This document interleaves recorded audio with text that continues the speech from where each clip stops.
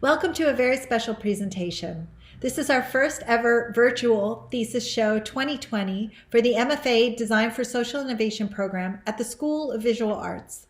I'm Miya Osaki and chair of DSI. This is the most exciting time of the year. This is the peak of our mountain where students share everything that they've learned over the last 2 years.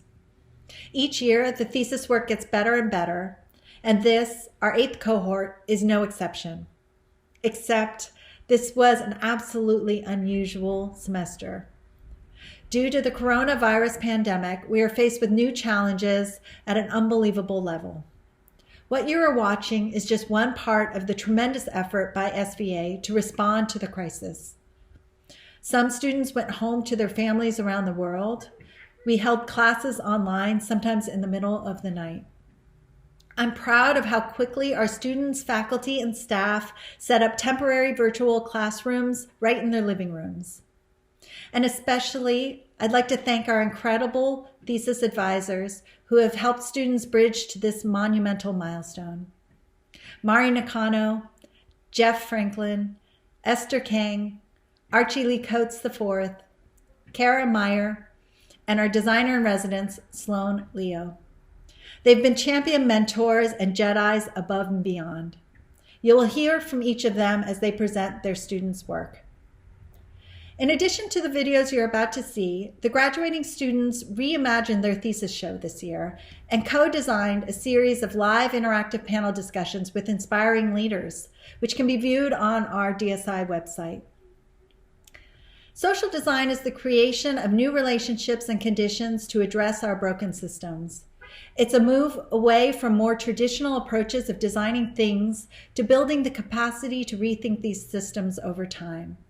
There's no single solution nor a silver bullet for these wicked problems. In their projects, our students are approaching issues such as zero waste systems, reframing philanthropy, and defining healthy masculinity. The students have taken on empowering local business communities not just to survive, but to thrive. They're supporting international students to overcome cultural barriers. They're helping children tackle waste in the environment with a sense of delight. They're taking on more positive representations of women in the media. And they're thinking about how to enable young LDS adults to talk about healthy relationships. These students have amplified the voices of artists and designers of color. They're forging new opportunities for emerging contemporary artists in Northeast China. They're helping college students navigate their consumer habits more responsibly online. They're reinventing race and gender narratives. And they're thinking about how to use the power of personal narratives to break down generational barriers for Black families. These students support the dignity for older Chinese immigrants to create more agency and are empowering Yemeni immigrant women and women everywhere to achieve the career goals of their choosing.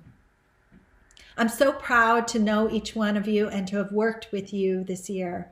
I don't believe in goodbyes, but I do believe in celebrating strengths. So, Caroline and Tara, Grace and Grace, Damian, Dhara, Kexin, Sarah and Joy, Xuan, Danielle, Andrea, Vanessa, Lorena, Baitian, Cecilia and Sky, Kartik and Aditi, Catherine and Jen, Monica, Rihanna, Dorothy, and Alicia and Alana. You have all demonstrated how social designers collaborate with people in their neighborhoods for all living things and ecosystems to make way for greater diversity, equity, sustainability, and health in our communities and our planet. I'm honored to know you all. I'd like to thank you for your hard work and for supporting each other. Your videos show how incredibly committed and talented you are and everything that you're able to do under the most unusual circumstances. And with that, let the show begin.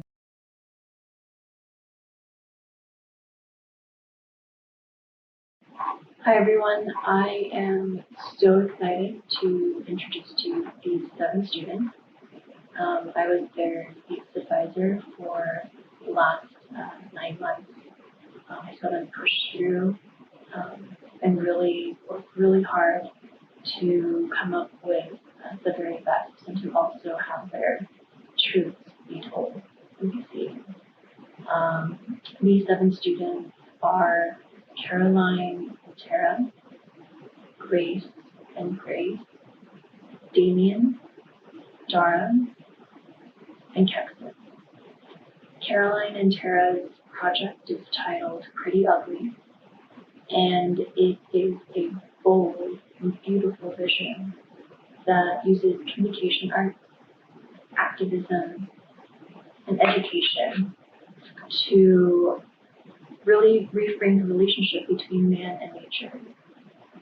And by way of agitated designers who are demanding change in the fashion industry. So a very bold vision, and they do it beautifully and with an aesthetic and a charm that cannot be imitated, but also one that invites and brings so many people to want to join this reframing of the relationship, and also a deep care for our earth and deep consideration of life with our earth at the center and ecosystem. And they are brilliant, and they approach this work with rigor and precision and constant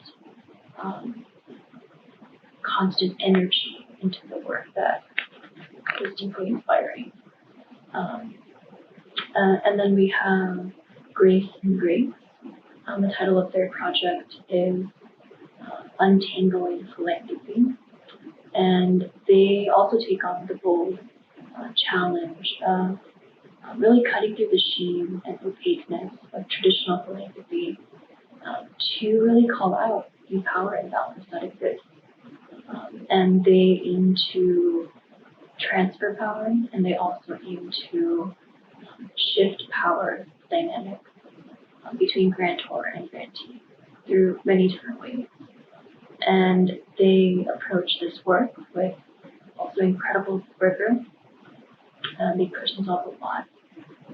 And it was a really bold vision, untangling the industrial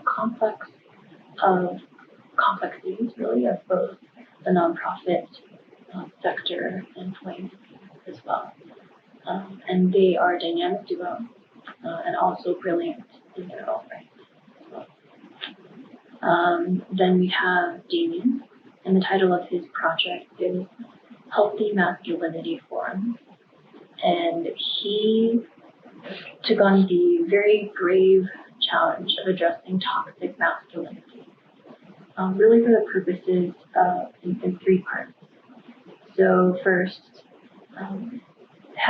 cisgender hetero men, male identifying people, and their relationship with self. And the second part is men's relationship with other men.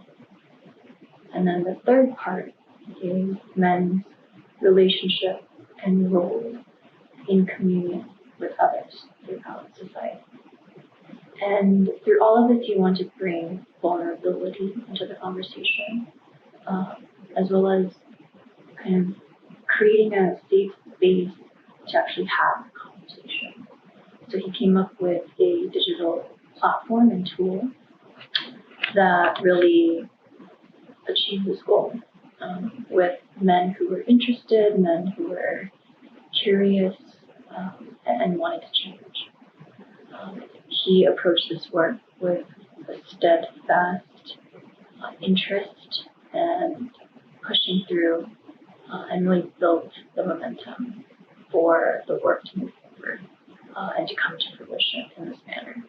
And I believe only Damian could have done that. And so it was a wonderful, wonderful job.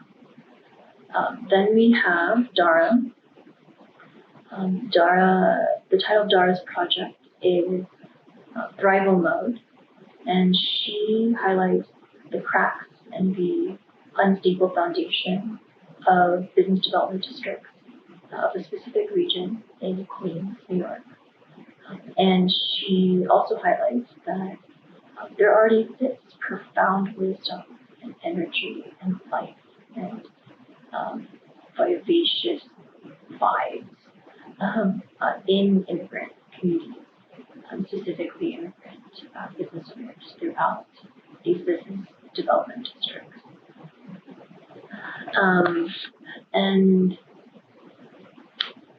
she does a wonderful job of highlighting this, and she really brings her expertise and experience in social justice work and organizing in cooperatives that she's been a part of for several years into the work, and it really shows.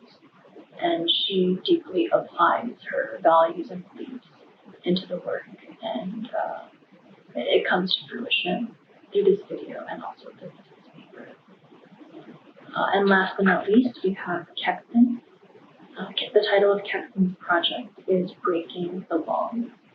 And Kexin's work is about inclusivity in higher education, specifically through the lens of SVA and Chinese international students, and in two parts in how she addresses this. First, it's how higher education can really foster inclusivity and have it be a part of their design for student life, student curriculum, student study, and so on. Second part is more on the student side, and how can we best equip students so that they feel prepared to kind of kickstart their life in a completely different country through a completely new avenue, which is new language, new culture, new way of kind of engaging with people, as well as their studies, which is very intensive. And so she does this with an incredible amount of patience and really persistence to push through different barriers and different kind of blocks that she faced. And that was an incredible thing to witness as an instructor, as an advisor, but also just as a fellow social designer.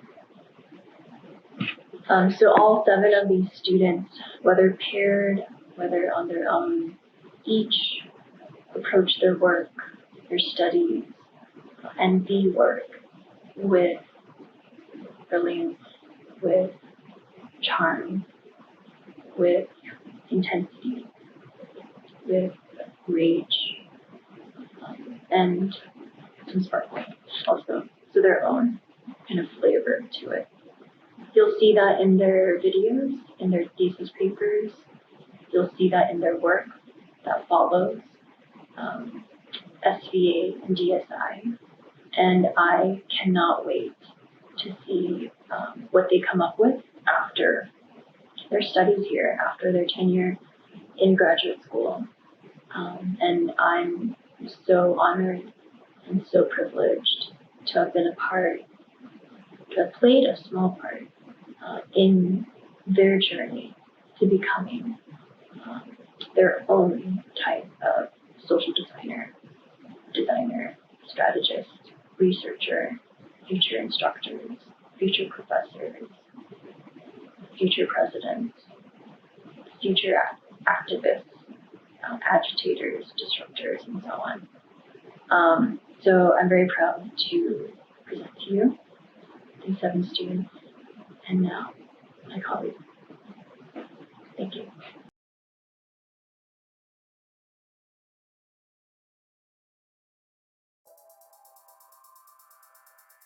There is no garbage in nature. In the living world, everything that dies becomes food for something else. Then came man, and in order to survive, we needed food, shelter, and clothing. In time, we transformed those basic needs into the signifiers of our wealth, status, and identity, and clothing became fashion. We made more of our needs than we needed, so much more that man invented the idea of waste. Garbage is a man-made thing. But let's get back to fashion. The global industry employs 65 million people, producing more than 80 billion new clothing items every year. Because of fast fashion, that's an increase of 400% in the last 20 years. That has created some significant unintended consequences. The industry produced nearly 10% of the world's greenhouse gases, more than the airline and shipping industry combined. The average consumer wears a quarter of their wardrobe, meaning the majority of the clothing they buy are never worn. Of that, 87% of the clothing we buy is discarded within 3 years of its original purchase. That's equivalent of one full garbage truck of clothing being landfilled or incinerated every second of every day. For all its power, fashion now is a system that makes things for consumers to mostly throw away. You might imagine a system that looked like this, but it's not that simple. Global fashion is a network of design houses, material suppliers, manufacturers, and retailers, inseparable from a consumer who is driven by their own impulses. So how did we get here? In the recovery from World War II, industry and governments advanced consumption as the mechanism to rebuild the economies of the Western world.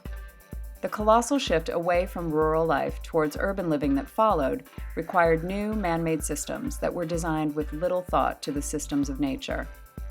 The American economist Victor Lebow worried in 1955 that our enormously productive economy demands that we make consumption our way of life.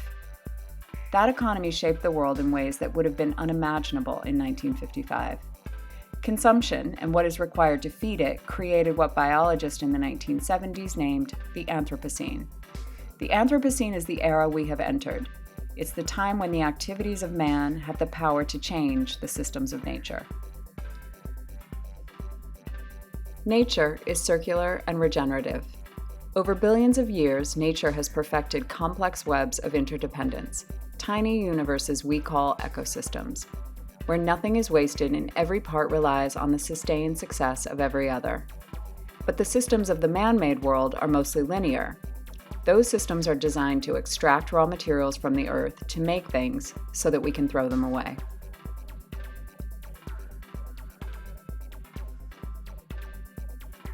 Pretty Ugly is the work of Tara Maurice, a fashion designer and strategist with 25 years of experience making clothing in countries around the world.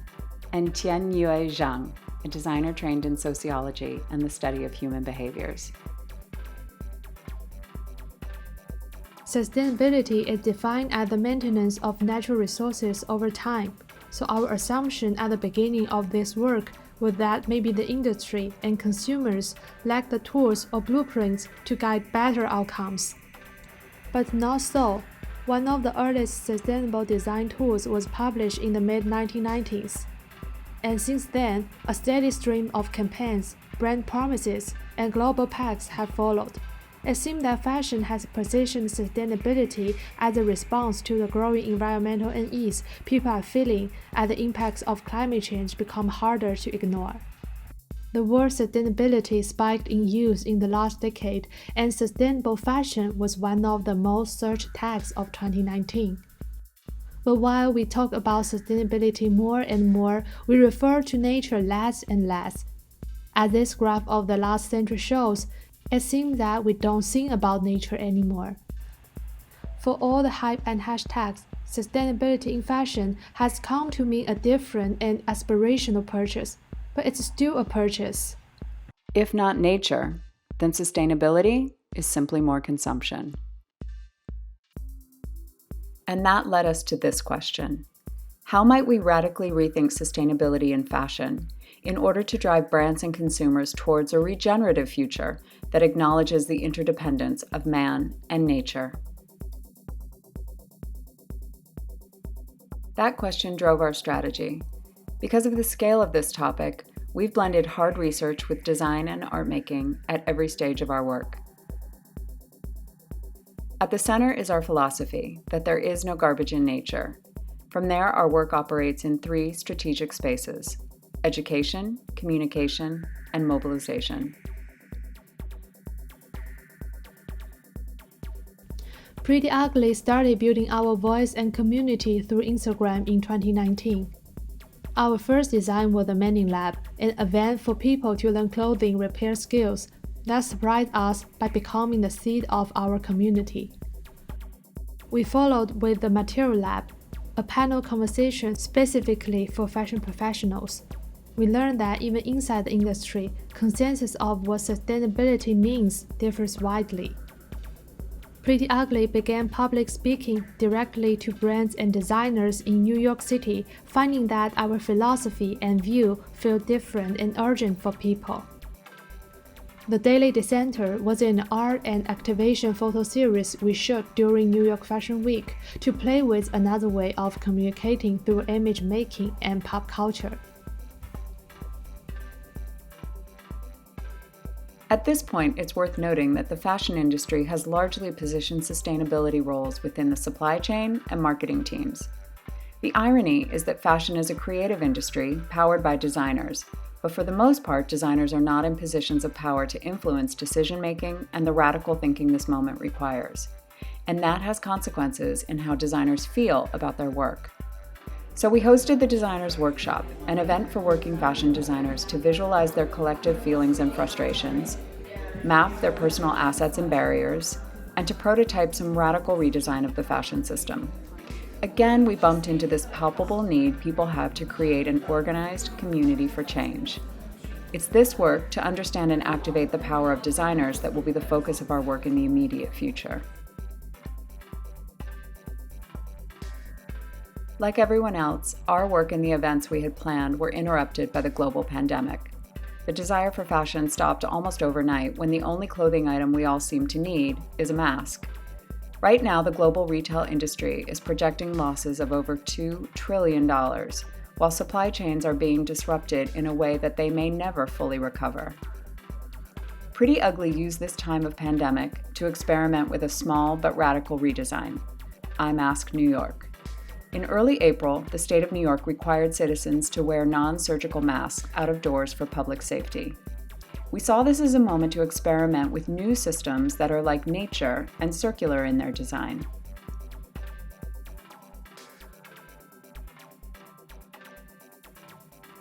I Mask New York is a zero-waste prototype that is using the need for masks, available textile waste, and education about creative reuse and regeneration. I Mask New York is our way to be of service while using the needs of this moment to redesign bigger understandings in order to mobilize people.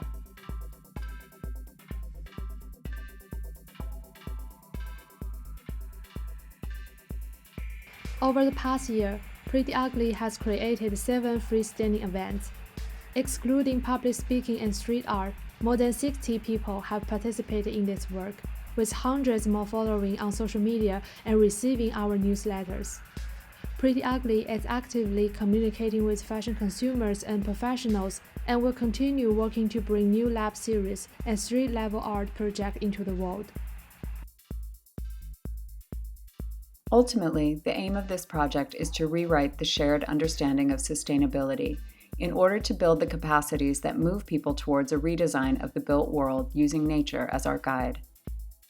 To view our work or to collaborate on future projects, we can be found at It's Pretty Ugly Official on Instagram and prettyuglyproject.com.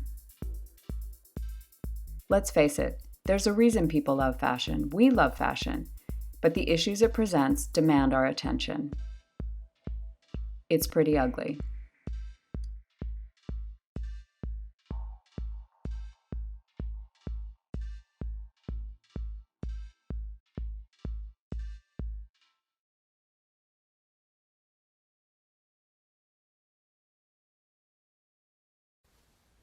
The traditional way of giving is often characterized by wealthy and powerful individuals who have the means to give. You probably recognize some of these faces, right? It's so easy to think that big money makes more impact, but this is a huge misconception. It's actually creating inefficient impact by supporting the funder's mission and giving them the power to control how social organizations work. So how did this come to be? Let's go back into history. In the US, philanthropy first started out for charitable purposes. The government saw the rich as a source for capital and commissioned them to fund social services and programs. But as America built its wealth, the government used foundations to provide the wealthy with tax cuts to incentivize them to keep giving. They used philanthropic work to shield their money, and with the support of the government, philanthropy then turned into a system that serves the wealthy. This is known as a nonprofit industrial complex. It's a system of relationships between the government, owning classes, foundations, and nonprofits that results in the surveillance, control, and monitoring of social justice movements. It puts nonprofits in a position where they must focus on maintaining their funding sources rather than fulfilling their mission. Looking at how philanthropy works, the complex is deeply embedded inside it. While foundations distribute grants to nonprofits, they're actually taking away funds that should be used for social services and programs. This vicious cycle, which dictates how nonprofits should operate, creates a power imbalance that favors the funders.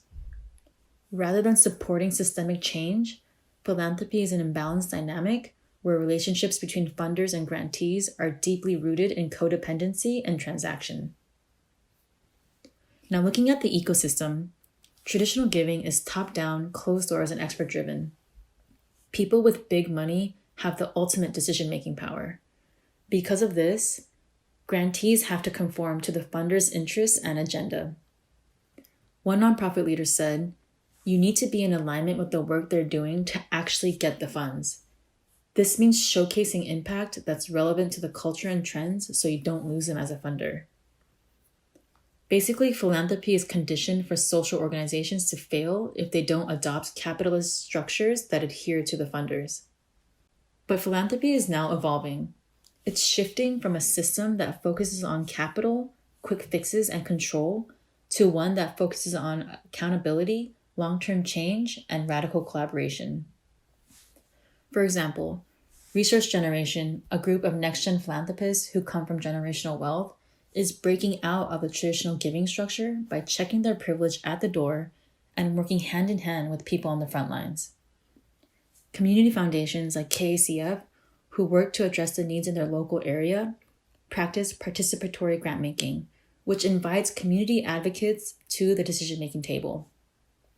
And giving circles like RadFund, a group of everyday individuals who leverage the power of collective giving to provide unrestricted funds so organizations have the agency to determine how to make impact with their grant money. This new wave of giving is equity-centered, open doors, and community-driven. It's also known as trust-based philanthropy, where power is shared so that grantees can actually focus on fulfilling their mission. We know that changing the system is no easy feat. Still, these small disruptive shifts are steps towards creating an ecosystem that humanizes philanthropy by bringing different voices to the table and grounding relationships in trust. So our goal was to better understand the power shift emerging in the philanthropic world and design interventions that can push trust-based philanthropy forward. We partnered with communities on both ends of the spectrum to explore how the landscape is changing. We worked with the Korean American Community Foundation, who practices traditional giving, and RadFund, a giving circle that practices collective giving. Co-designing with our giving communities and understanding their giving models led us to our first insight. Relational discourse comes before factual discourse, meaning numbers don't persuade people, relationships do. We learned that numbers don't reveal what's actually going on behind the scenes. The small, vulnerable moments where grantees can share their failed attempts is a crucial step towards building trust. This all led to our problem statement.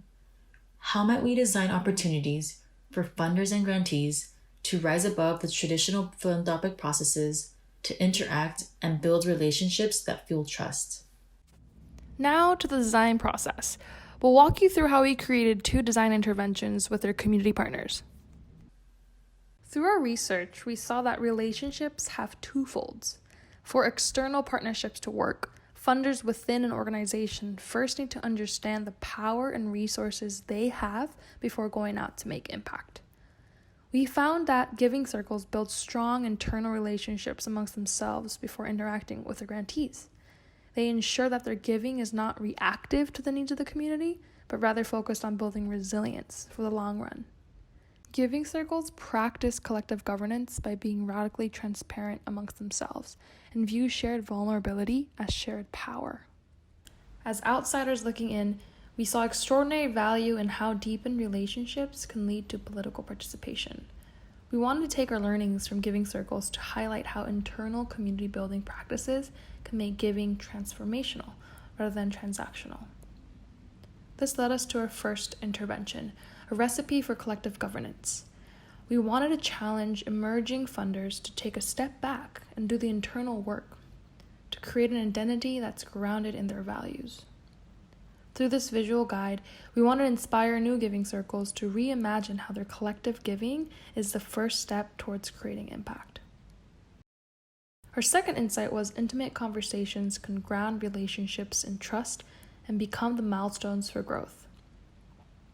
Looking at the grant-making cycle, funders interact with their grantees during these 3 touchpoints.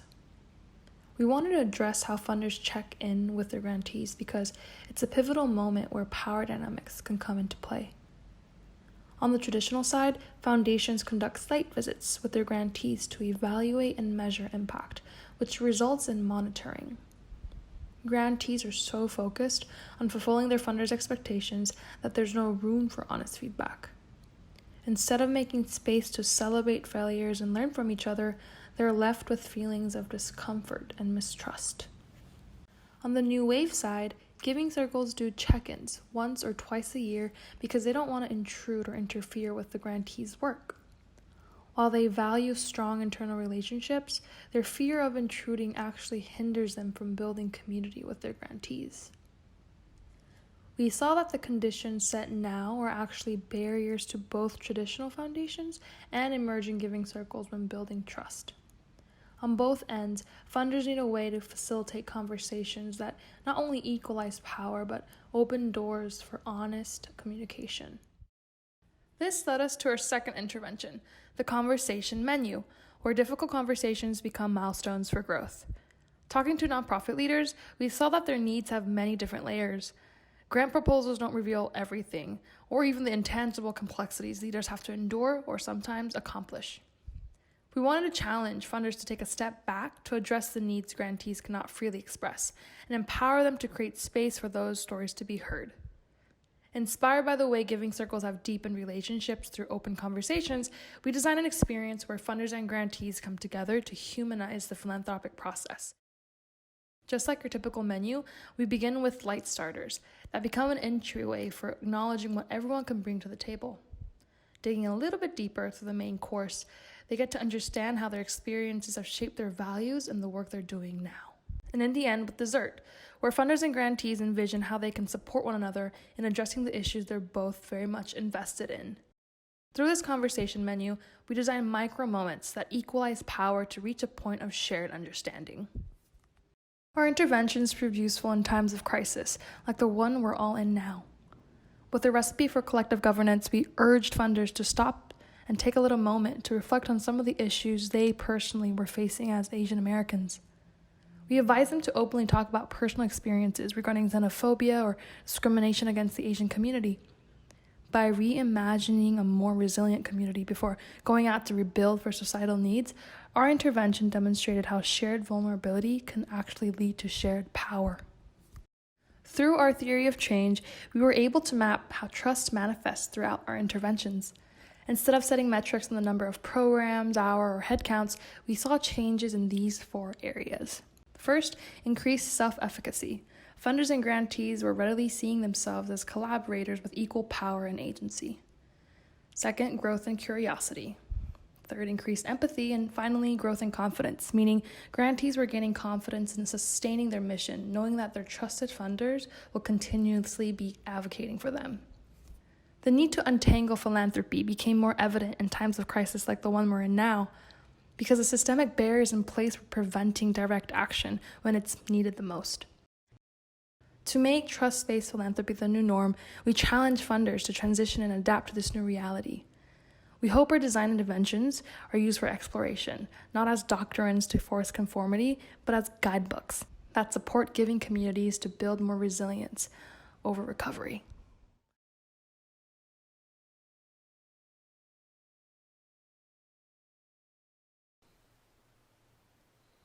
Hi, my name is Damian. I go by he and him, and I'm passionate about gender equity. In the 1980s, Paul Kivel of the Oakland Men's Project coined the term the man box to describe the rigid characteristics our culture puts on men to behave like men. Some of these include acting tough, hypersexuality, heterosexuality, aggression, and control. In light of the Me Too movement, we have come to understand these characteristics as toxic masculinity. However, I will be referring to them as unhealthy masculinity, traditional masculinity, and being in the man box. As a man, addressing unhealthy masculinity is important for my own well-being and for other men. Equally as important is holding myself and other men accountable for the power and privilege our gender affords us and the responsibility we have to foster a healthier and more equitable society. In 2018, the organization Promundo, a global leader in gender equity, conducted an international study building off of Kivel's man box framework to understand the experiences of men inside and outside of the box. Overwhelmingly, men have experienced pressure to be in the box. 70% of men in the United States reported they had been told to act like a man. The study further revealed dramatically different experiences between men who were trying to live up to traditional masculinity and those who weren't. In the United States, for example, 81% of men in the box said that they had bullied someone compared to 23% of men outside of the box. 71% of men inside of the box reported to have sexually harassed someone, whereas men outside of the box reported a rate of 7%. Lastly, 56% of men in the box reported to have had suicidal thoughts compared to 19%. The further a man is inside of the box, the more they harm themselves, others, and society. I started out my thesis journey to try to understand the challenges and barriers men experience moving from within the box to outside, and how we might find an intervention to encourage men to shed the box. I partnered with two groups, the Positive Masculinity group and the Feminist Discussion of Masculinities, to better understand men's experience and process of moving outside of the box. The Positive Masculinity group is a meetup with over 100 cis and trans men in their 20s and 30s of different racial and class backgrounds coming from this tri-state area. They meet in Brooklyn, and the discussion format is open. The Feminist Discussion of Masculinities group is open to all genders and ages and has over 800 members that include queer and straight men and women. I engaged in both groups as a researcher and a participant. Over the course of the thesis process, I maintained direct communication with the facilitators and members on an ongoing basis. After a month of attending the groups, the men that had successfully moved outside of the box had done so through an intervention when someone they cared about showed them how their traditional masculinity had impacted their relationship negatively. One man shared his story. She told me I had really hurt her. She told me she really valued me and our friendship and that she wanted me in her life. It was hard to hear. In order to acknowledge the hurt I had caused, I had to admit I did something wrong. Framing is everything. We were able to be vulnerable together. Instead of calling me out, she called me in. Two features of the man box are being tough and in control. The man box is a perfect negative reinforcing loop. When someone calls out our unhealthy masculinity, we reject fault as it is seen as weakness. Instead, we lean into aggression to regain control with defensiveness, which strengthens the man box, not disrupting it. With the Positive Masculinity group, we set out to have two co-creation sessions using role-playing and collaging to define healthy masculinity and develop a calling-in toolkit. Instead of the activities, a conversation emerged that took the focus away from the initial plan. One of the first insights was that men want more opportunities to build connections with other men.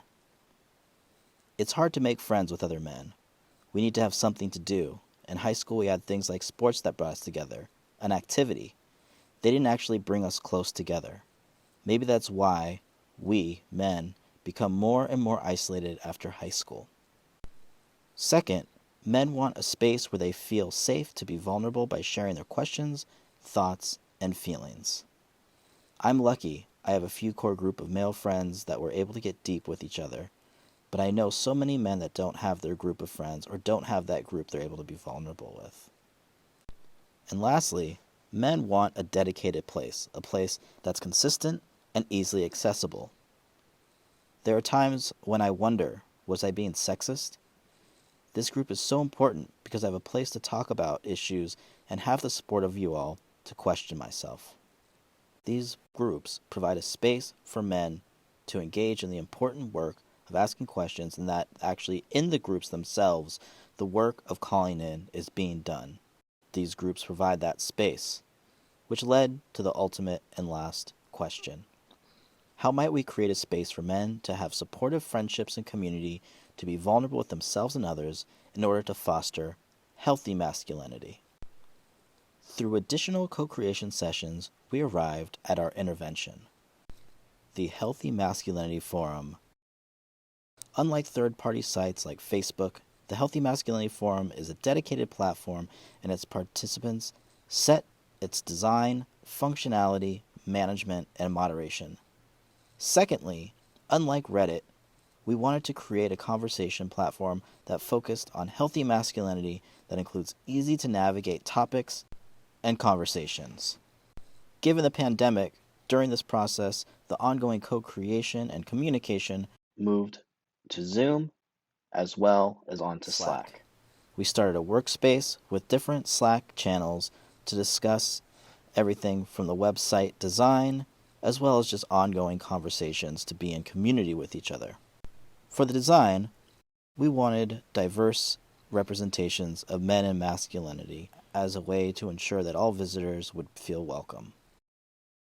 We wanted to go with colors that were gender neutral, although still bold.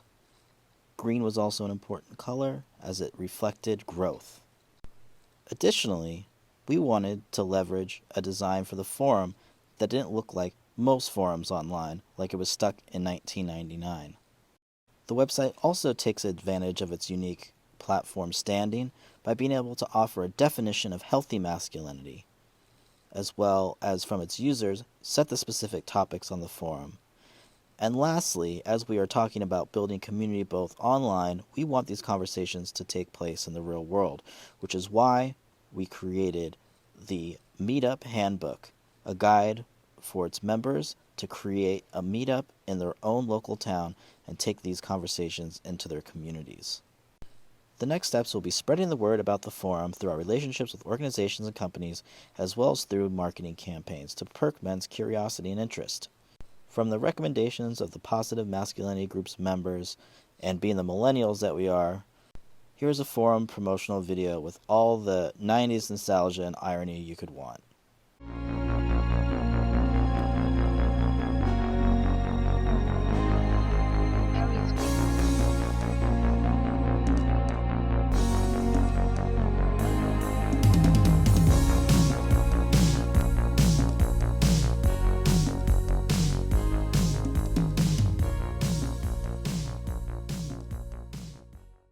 The Healthy Masculinity Forum aims to be a definitive platform for all men to build connections with each other, ask questions, get clarification, and support each other in the ongoing process of disrupting the man box.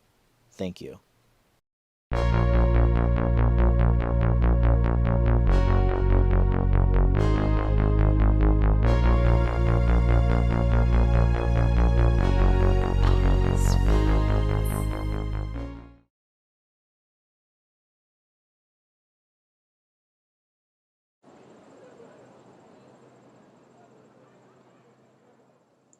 Welcome to Thrival Mode, imagining sovereignty for immigrant neighborhoods. We all share land, yet access to land has always and continues to be a source for perpetuating oppression. The land that I'm talking about today, and that a lot of us share, is in fact stolen from indigenous people, then transformed by slave labor. The connection between land, genocide, displacement, and cultural erasure not only is a part of American history, it has directed our history. The American pattern of land planning, simply put, is colonize, people are displaced and erased. Land is segregated, people are displaced and erased. Land is gentrified, people are displaced and erased. And when I say gentrification, I mean the intentional or unintentional transformation of a neighborhood to conform to white middle-class taste. And we should not let the current participatory urban planning processes fool us.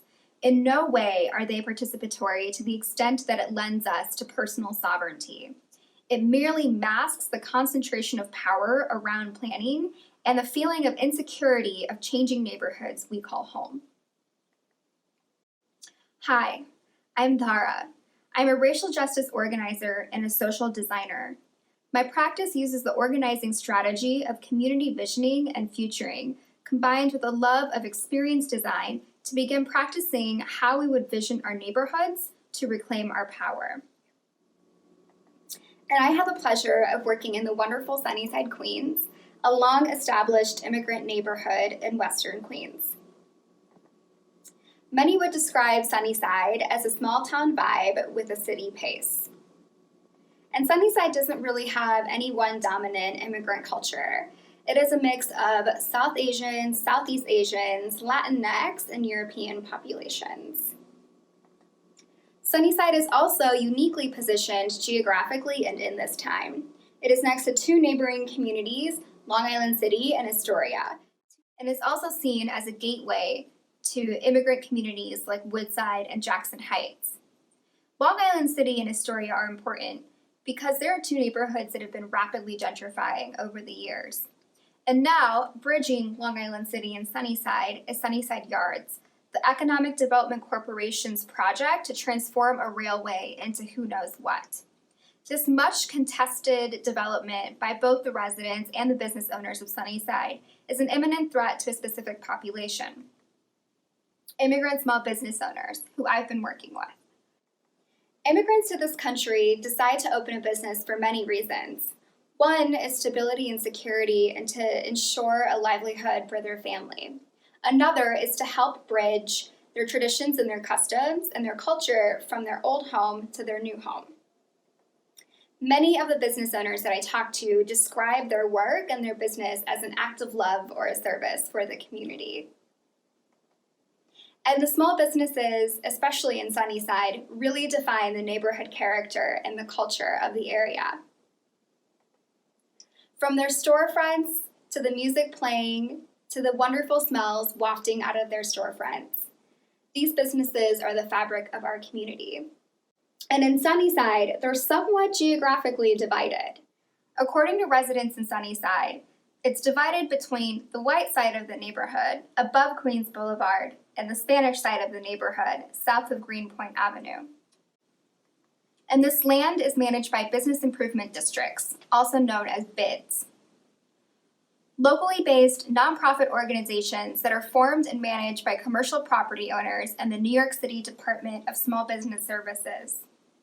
The main purpose of these nonprofits is to create enticing districts for people to shop and spend time in order to protect and enhance the property value of these commercial property owners.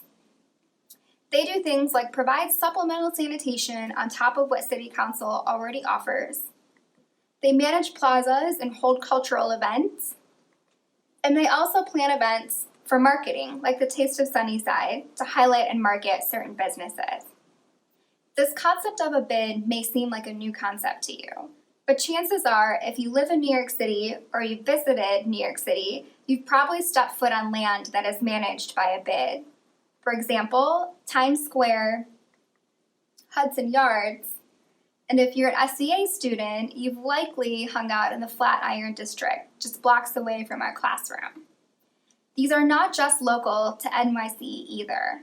They're used internationally to manage and transform land. These nonprofit entities wield a lot of power within their organization. They work with local government officials and are managed by people who make final decisions on land planning. And we also have to remember that the people who manage this institution are also influenced by external forces and entities as well. All while, the people who are actually impacted by the work that bids do or don't do are residents and small businesses, though they have the least decision-making power within these organizations. In New York City, there are 76 bids, And in 2019, they invested $167 million into these neighborhoods. And they measure impact based on how many trash bags are collected and how many new social media followers they get a day. Yet, small businesses continue to close.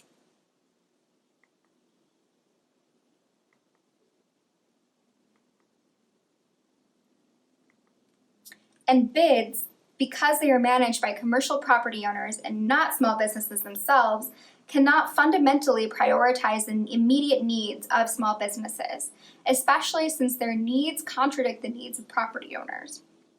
To complicate this matter further, I found out that a lot of the businesses within the district actually pay the levy that property owners owe to the bid every year, on top of their already exorbitant rent.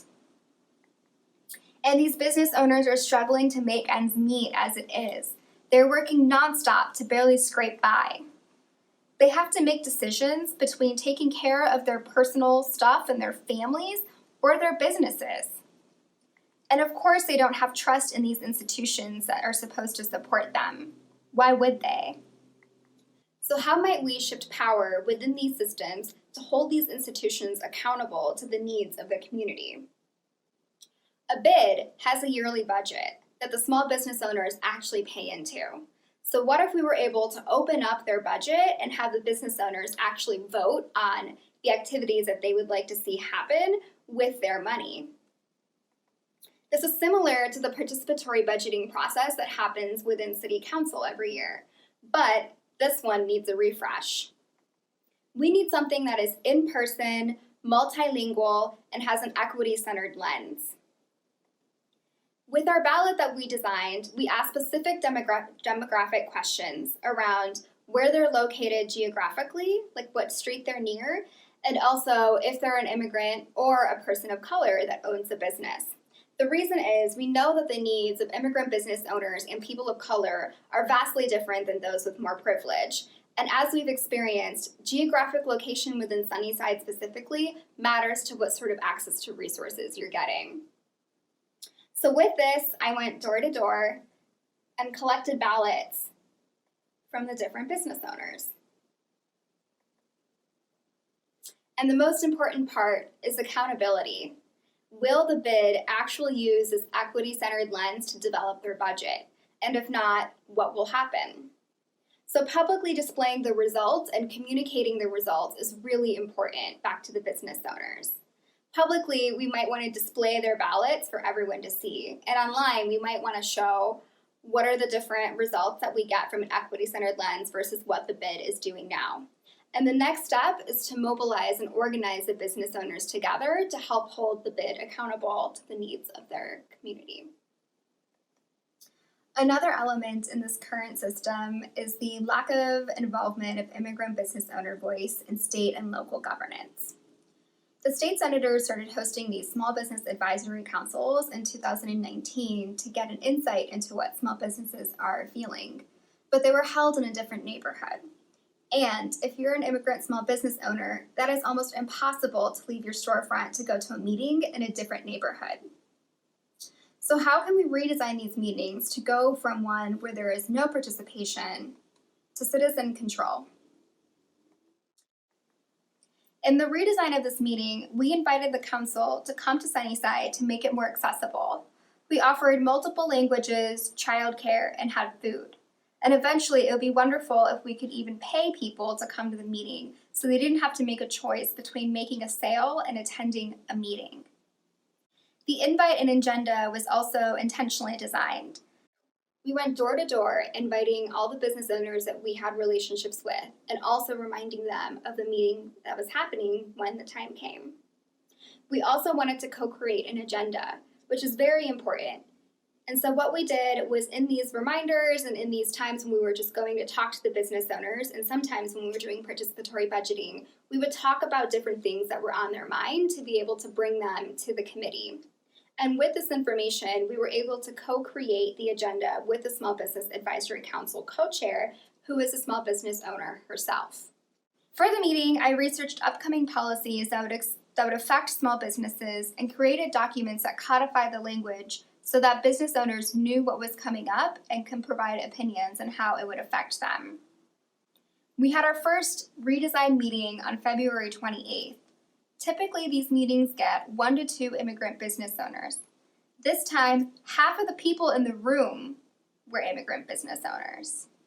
And more importantly, there was a beautiful exchange between the business owners and the state senator. There's been a policy within City Council that's been kind of going nowhere for a while around commercial rent stabilization. And as we saw, commercial rent stabilization is crucial to the survival of these businesses. In conversation with the senator, he couldn't necessarily do anything at the city level because he's at the state level. But a few weeks later, he informed us that he was beginning to craft policies around what a commercial rent stabilization could look like for the entire state of New York. And fast forwarding today to COVID, the senator is actually making policies around canceling residential and commercial rent and creating specific relief packages around those who have lost income or who had to close their business completely. Today, small businesses are even more threatened than they have ever been. The funding resources that are available are not accessible to these communities. Shake Shack is able to apply for these funding resources and get access to them before the real small businesses are able to. In order to apply for these funds, you have to have access to a computer, access to Wi-Fi. Grants are going quickly, loans involve interest and a long repayment period, and everything is in English. Now is a time to very specifically and intentionally design efforts around care for communities who have often been neglected and are the ones who are literally running our country right now. So what do we do now? In the immediate term, China CDC came up with wonderful calls to action. Ensure all New Yorkers receive aid, create specific New York City immigrant and PSC small business grants, and provide supplemental relief for low-income New Yorkers. And looking forward in the future, we need to redesign the system of power around rent. We need access to high-quality healthcare for everyone. And we need a universal livable income, not just what the bosses can afford. We also desperately need to return land to people and nature while reconciling with the truth of the land's history. Thank you.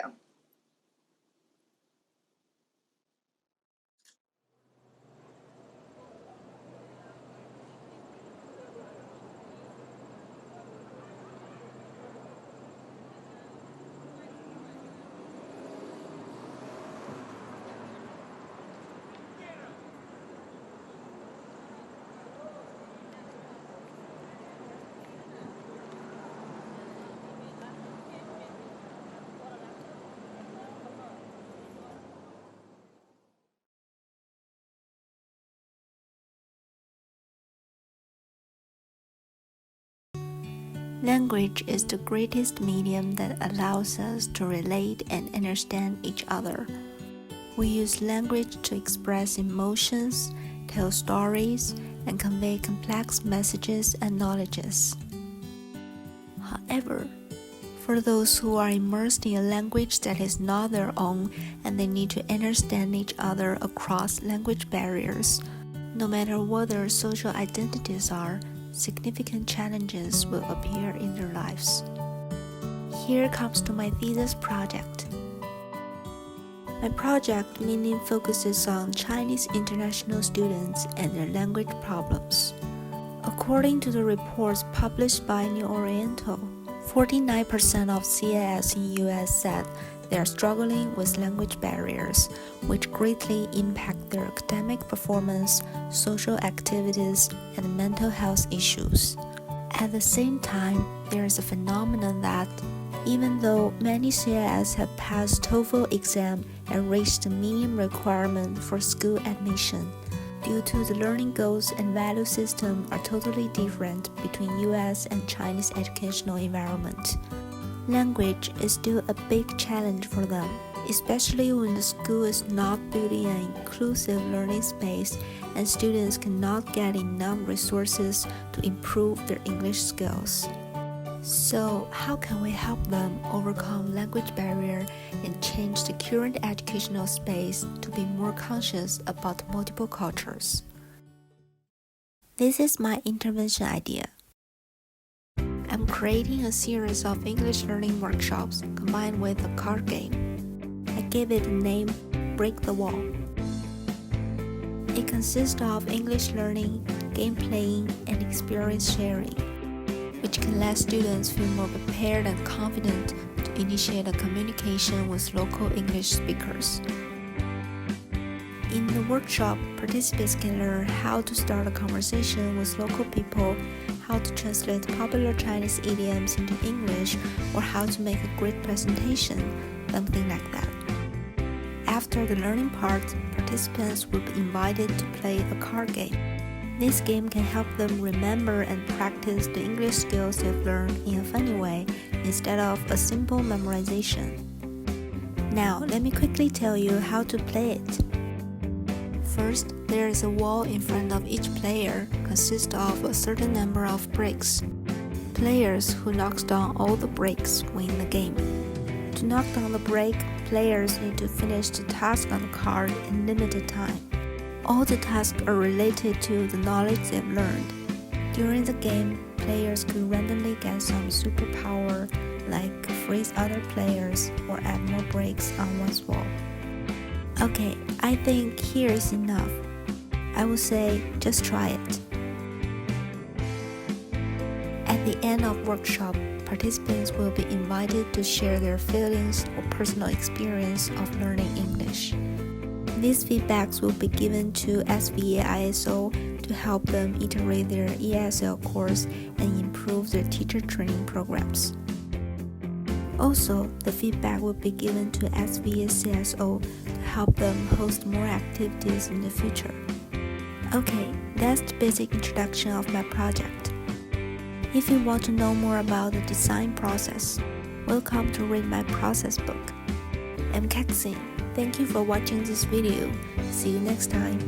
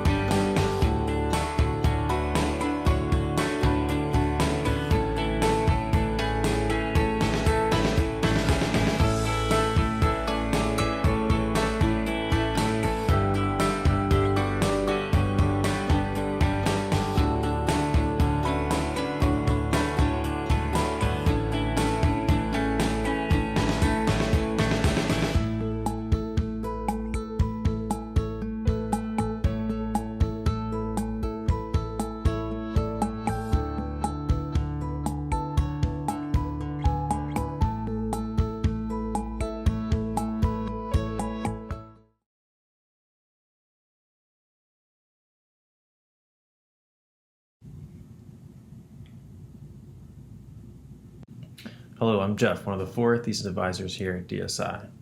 First, I want to say thank you to the rest of the advising team. And to our leader, Miya, what a wild year to take reign of this program. You stepped up to the challenges in the most inspiring way, so thank you so much. This thesis show is especially bittersweet as it will be my last at DSI. Arch and I are currently on horseback riding west into the sunset of Los Angeles. We joined DSI along with the first thesis cohort in 2014. Since then, we've seen a brave program develop, and an even braver group of students dive into the unsettling world of social innovation, only to emerge as strong, compassionate, and smart designers in the world. This year is no exception. The next 5 projects represent what's possible when big hearts and focused minds attack important issues. Each began with a real-world need and mastered a process that requires a roller coaster of research and action.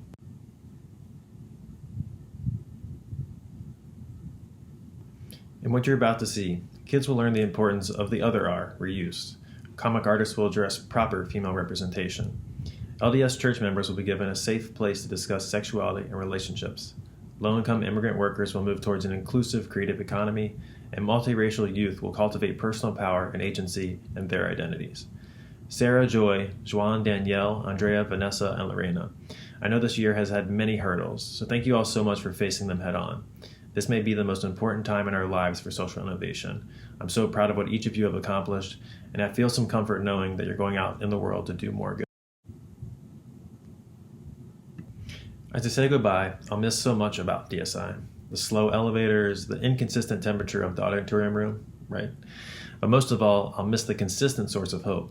Keep showing the world what your design skill can do for others. Congratulations to you all, and thank you.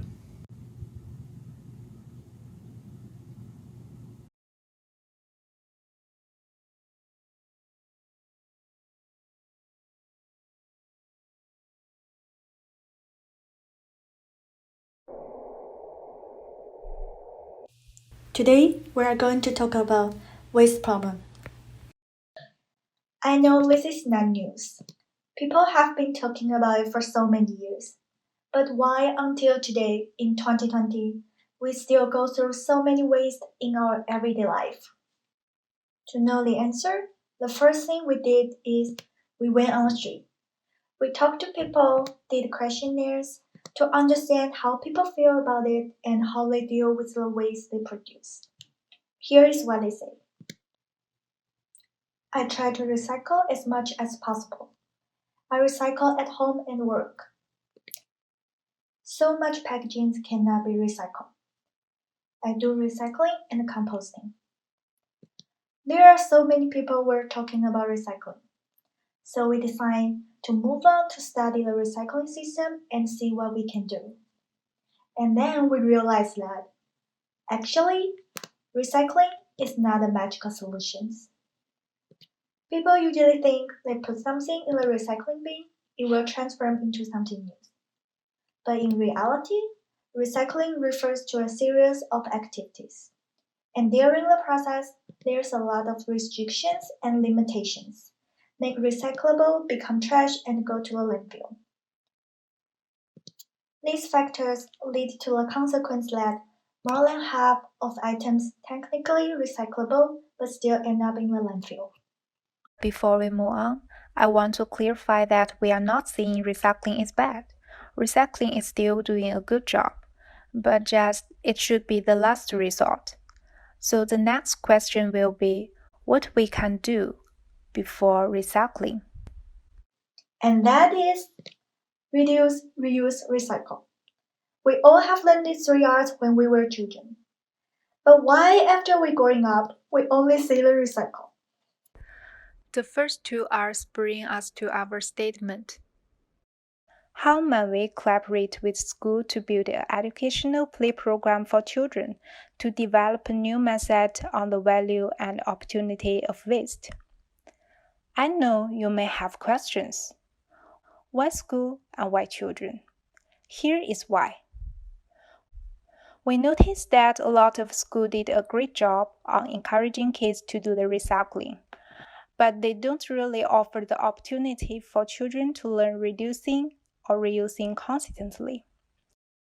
So we want to enrich the education of 3 R's and also empower children to make change. The first activity we did is we collect a couple different recycled material and bring them to schools, see how children interact with them. And we did this activity with 2 different age groups. One is preschool kids, and another one is elementary school 5th grade kids. First of all, their creativities really inspire us. And based on these activities and also the discussion with their teacher, we defined 4 principles we want to involve in our final project. First one is, even though this is an open-ended activity, the structured information and resources are still needed for leading the activities.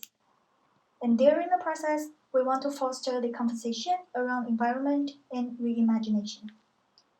And also to motivate kids to keep explore and experiment, so that we can bring them long-term attitude and behavior change. With those missions, our final innovation is emerged. We would like to introduce you, Rebuilders. Reduce, reuse, reimagine. Rebuilder is an educational play program incorporating actionable lessons and structured activities to build a space where we can empower children to redefine the waste in their everyday lives. By the way, we choose beaver as our logo because beaver are the best nature builders. They are so great at collecting nature materials and transforming them into their home. So, we also say children are human society beavers who can rebuild the value of waste. Let's dive into this curriculum. In the first lesson, children are going to learn what is reuse. We realize that rather than we bring the material to the class, we want kids to discover this material by themselves. So we come up with an idea called scavenger hunt. Children need to hunt, search this waste material around their home. And additionally, we also did an activity to support the scavenger hunt, which is making a t-shirt bag. We asked children to bring an old, unwanted t-shirt to the class. And in the class, we guide them to transform this t-shirt into a bag, so that they can use this bag as a hunting bag to do the scavenger hunt. In the next lesson, they will bring their funding materials to the class. Kids are going to learn what are the waste materials. The activities will be set up a real bin, aka creative bin, in the class to store their funding materials. They can also put any waste materials they think can be reused. They became the resource and supply for their classes. After this activity, schools are closed, but we still want to give you a recap of the whole plan and to the future how this project can live in the school. First of all, children are asked to bring an old t-shirt and we will make a t-shirt bag. Then use this bag as a hunting bag to play the scavenger hunt. After they bring their findings to the class, we will set up a reuse bin to store the materials they found. Then we will guide them to explore different ways to reuse these materials. Teachers can also integrate these materials to other classes, like music class, math class, or even science class. If they want, they can also find a space, like an exhibition, to represent children's creations to other classes. So this is our vision. But for now, rather than finding a way to implement this plan, we care more about how our project can contribute during this challenging time. And we have heard that parents are overwhelmed and exhausted. So we decided to transform our ideas into online resource for parents. We encourage parents to do some repurposing activities to keep kids engaged and learning while schools are closed. It can simply start from collecting potentially useful material at home, like searching recycling bin or junk drawers.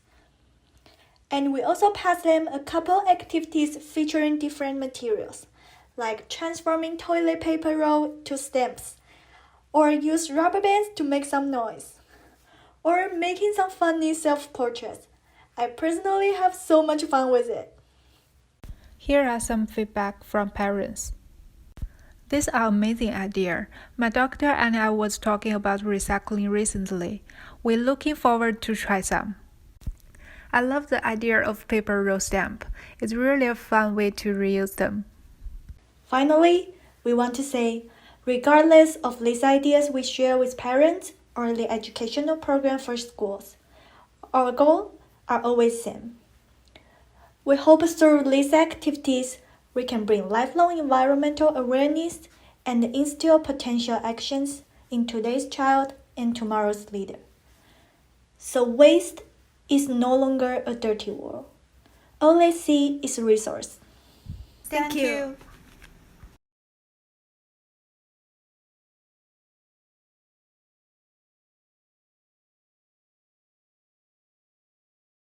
This is Xuan, and I'm a comic nerd. So when Avengers first came out, I was like 16 or 17-ish. There was a scene that I can never forget. After a fight, Black Widow picked up her high heels and walked towards the door. And the camera moved from her feet to her legs, then to her bottom, then to her breast. I wasn't sure what makes me so uncomfortable about that camera till I learned this word, which is sexualized gazing. Sexualized gazing is the potential for sexual objectification, which in a word is see a woman as a body. And that actually causes lots of psychological and mental health risk. One way we experience sexual objectification is through sexual objectified media. So in fact, when I was doing a cultural probe on how this thing influences teenagers, I asked them to draw who's their favorite female superheroes. Well, a 12-year-old boy drew me a bug, and the 19-year-old girl drew me that. So you kind of see the influence of media here. And speaking of superhero comics, the sexual objectification of female happens in mainstream superhero comics in visuals and narrative, and as constant. So females don't get the chance to speak. Their appearance are designed to attract men, and even though they look like female, they don't have the shared experience as female that makes female audience like me hard to relate it to them. So where is this problem forming?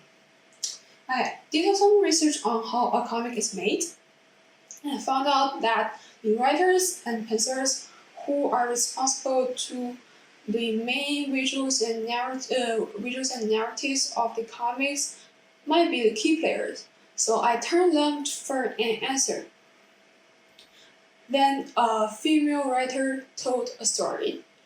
She was working on a background series, and she wrote, "It was a really tough day. Our girl went home and she just wanted to get rid of everything on her, including her bra." And she stayed bra. But when she got the art, the bra is not off. So she asked why, and her male illustrator responded, "Because it's too sexual." Okay, so it is universally acknowledged that while a female take off her bra, she must want to have sex with someone, which is obviously not true. Females take off their bra every single day, and there's nothing sexual about it. So from my story, we understand that because male can never live in female's shoes, if they don't do research, sexual objectification like this and misinterpretation like this are very likely to happen. So it feels like the solution to the problem is rather simple. We just need more female writers and illustrators working on more female characters, then boom, problem solved, which is not true. So a DC writer told me that because of the long history of the objectification, the female now are not applying to the job in mainstream superhero comic industry. So it seems like we have to collaborate with male anyhow. That came my thesis statement. How might we improve the understanding of female experience by male comic artists to create more positive female representations in mainstream superhero comics? So I tried several prototypes, actually a lot, but none of them worked. I didn't fail because I got too many negative response. I failed because I cannot get any response from male. It seems like it's just a scary topic for them. Then I was struggling with how can I invite them to this dialogue, how can I make them feel safe to talk about this, till I met a comic teacher and she suggested, why don't you just ask them to draw a chair? That's really smart. So I designed a to-do game and let's just ask them to draw the chair. But I asked female illustrator to invite their male friends to participate. So the doodle game started with a really simple and neutral question, which is, can you draw a chair? And it seems everybody can. Then the But the game actually finished with the ultimate, very gender-oriented question, which is, can you draw bra? And that's how male draw bra. And since most of them cannot draw a proper bra, I asked them to talk with their female friends about the experience of bras. And in that conversation, both female and male realized that the bra is just a proxy for body, and the body is the basis of the conversation about sexes. And we also realized that because we stop dialogues around body at a really young age, we don't really know each other at that level, and that leads to the sexual objectification of the norms. But through the dialogues, through the conversation, people actually realize that we can unlearn the sexual objectification and the sexism just through open dialogues. So that's our main finding, and that's very exciting for me at that moment. So I want to amplify what we are doing and see if we can help people to implement that to their daily life. And that became the Bra Talk. So the Bra Talk is a series of comic, and it's about the highlights of all these conversations that happen in their conversation. So here is how it's constructed. This is a female bra drawn by me, representing me, and this is a male bra drawn by a male who said something like this. And the comic itself is kind of funny but also enlightening because it shows us the unconscious bias. Here's more. You can check my Instagram account for more. So, okay, we got the comics and we can educate people through these comics, but the problem is how can I amplify it? And how can I help people to implement these dialogues to their daily life? So I tried some social media, but it didn't work. I went back to all the feedback I got from that game and realized to make an open dialogue to happen, here are 3 key elements: trust, interest, and safety. Based on this, I create another intervention, which is asking female illustrator to write postcards at the end of the game to their male illustrators. The main content of the postcard is a yearly check-in on how their male friends are doing, and it provided some challenges or tools that male can use in their daily life and check their biases. And most importantly, it asks you to imagine a future state of what the comic should be look like.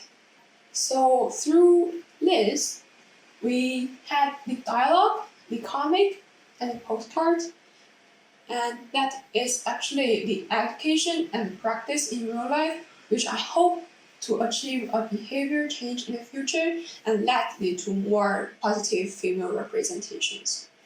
And that is the basis of a more female-friendly community.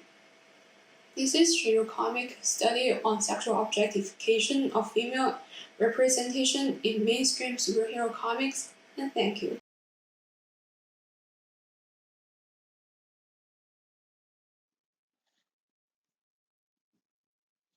I was starving, doing homework in my room, and after a long day of 5th grade, I ran downstairs to grab a snack. My mom, sitting oddly silent at the kitchen counter, asked, "I want to talk to you about something. Do you have a minute?" Now nervous, I hurriedly scrounged through the pile of Gushers and Chex Mix. "You're getting older, and I want to tell you about something special that happens when 2 people are in love." She barely finished her sentence, and I was out of my chair, racing back upstairs. I was either too embarrassed or fearful that I'd confess under pressure and she'd take my Snoop Doggy style tape. You may have lasted longer with your folks or parental figure through that conversation, but navigating sexuality as a kid in the 80s and 90s was like live Mortal Kombat. Especially for me, as I grew up in a conservative Christian religion, the Church of Jesus Christ of Latter-day Saints, or Mormon Church. Here's the setup. In 1981, the U.S. government passed the Adolescent Family Life Act, aiming to reduce teen pregnancy and disease transmission through focusing on abstinence before marriage in sexual education. In some junior high health classes, hour-long slideshows clicked through startling, vivid images of sexually transmitted infections. Thankfully, I missed that day and was only mildly scarred watching the live birth video, The Miracle of Life. 76% of Americans claim a religious status, and going to church is a source of community and education. As young Mormons, messages about sex could be heard from leaders at weekly youth group activities, gender-divided summer camps, regional youth conferences, or even global membership conferences. Guidelines about sexual purity came from a booklet called For the Strength of Youth. Boiled down, they were a list of do's and don'ts with nothing to speak of the actualities or goodness of sex. Plus, analogies some leaders used were not a far cry from the scare tactics found in sex ed class and could make you feel less than virtuous. But these messages often faded into oblivion when the glittering chatter of fulfilling your greatest potential by getting married and becoming parents rallied youngsters to contain their teenage angst for just a little while longer. And all the while, preteens couldn't get away from jamming out to Salt and Peppa and LL Cool J or watching that steamy below-deck car scene with Jack and Rose. To fuel the anticipation and possibilities of getting married, Mormon singles get jazzed when they turn 18 and can start attending a congregation solely made of singles in hopes of finding their soulmate and transitioning to adulthood, both culturally and congregationally. But there is a growing gap. The population of single Mormons is rising, and they are getting married later in life, if at all, which means that teenage angst is morphing into adult sexual tension and shame. It is a cultural norm that sexual literacy is only accessible to married folks, which adds to the already deep chasm between these separated members. Meanwhile, the byproducts of the messages of their youth sink in deeper, widening the disconnection between their bodies and the truth about their sexuality. Because the expectation is that these singles will follow the same do's and don'ts list from their youth, including do not participate in discussions or media that arouse sexual feelings. Seeking out a healthy understanding of sexuality causes dissonance between incorporating their sexual nature into their identity and what that means against the definitions of sexual purity laid out by the Mormon Church. One female participant stated it well. The problem is, we're told we're broken because we're single, and also us being single and sexual beings. This dissonance compelled me to dig deeper. My research began with interviews with Mormon singles in Manhattan, a survey asking a Harlem singles congregation to rate their feelings and attitudes towards sexuality, and attending small book club discussions with Harlem singles, all from which these singles expressed that these issues exist now. Shame and frustration were common themes among survey respondents. In fact, a large percentage of those respondents either felt these feelings, or if they expressed positive feelings about sex, it was because they had worked through the shame and incorrect beliefs. One respondent said that she felt like it was created by God, but at the same time, just thinking or talking about it made her feel shame. A male interviewee recognized the taboos and the stigma around just talking about sex. The problem for Mormon singles is they are left to grapple with shame, feeling ostracized, and in some cases experience abuse because they don't feel safe to talk about sex, and accessing resources specific to their situation can cause internal turmoil. And I've been there myself. I'm Mormon, 35, and single. Embracing my sexual identity meant navigating internal conflict and challenging my beliefs and constructs of sexuality. And it's something that I'm still actively working through. It can be a struggle at times to find balance between my emotions and my convictions, but I believe there is clarity and hope in community. I was fortunate enough to join a book club with a few members from the Harlem Singles congregation. They are brave visionaries and committed community creators. Growing up in the faith all over the US, they are now hustling in New York as artists, publishers, UN workers, medical professionals, and educators. They volunteer in their Harlem congregation as leaders of organizations, teaching weekly lessons, organizing community events, and collaborating with local and regional leadership on new initiatives, especially for the LGBTQ members. They emerged as a group of courageous, determined singles, becoming an integral part of my research. This group allowed me the opportunity to direct the conversation around positive sexuality. In their apartment sanctuaries, they vulnerably shared their journeys of finding sources to understand healthy sexuality and posed questions of uncertainties left unanswered. These gatherings of trust created an environment that seeded the group's fire for change. It was clear the more we met, the solution was in harnessing the collective power of this group.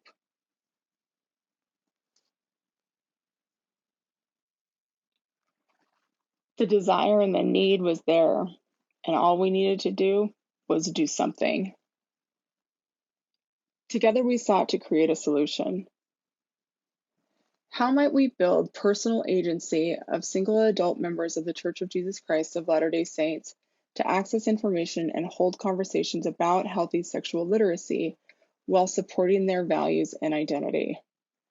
We collaborated together to produce Known, Resetting the Mood on Sexual Literacy and Faith with LDS Single Adults, a half-day conference-style gathering set for April 24th for Mormon singles in the tri-state area to learn and talk about sexuality and faith.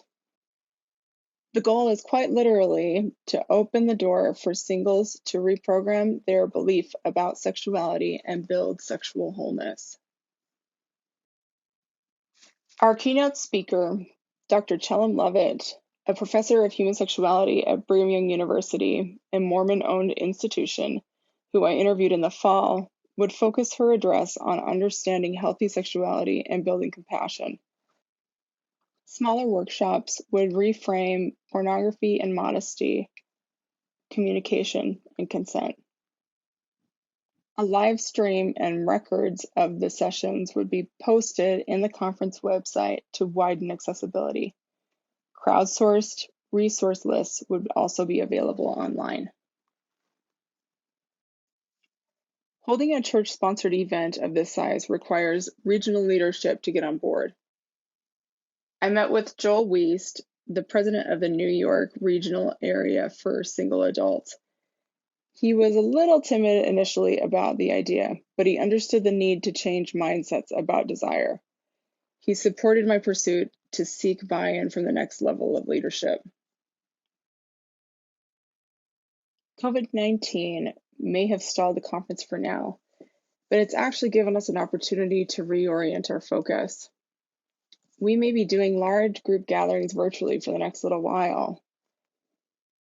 So we're aiming for community by beginning with building our own group manifesto, vision, and project strategy, thereby creating resources by Mormon singles to help grow capacity within a community and co-create an even more meaningful conference.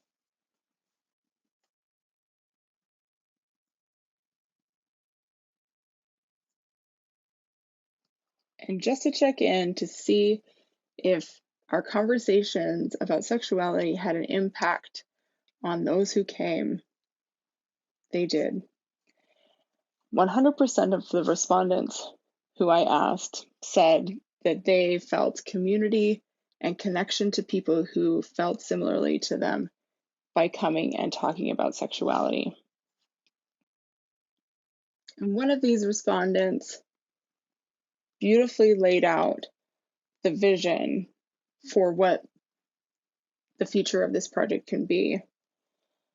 She said, "Meeting together and discussing this topic made me hopeful that we can get more people talking and interested, which hopefully would provide more resources to pull from and eventually change the way the church curriculum teaches chastity."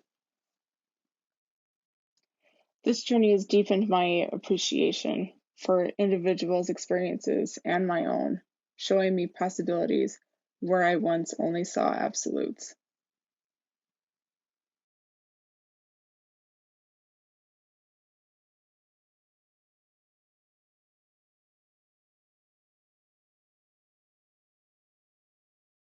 Let's take a close look at how the globalized garment industry affects labor.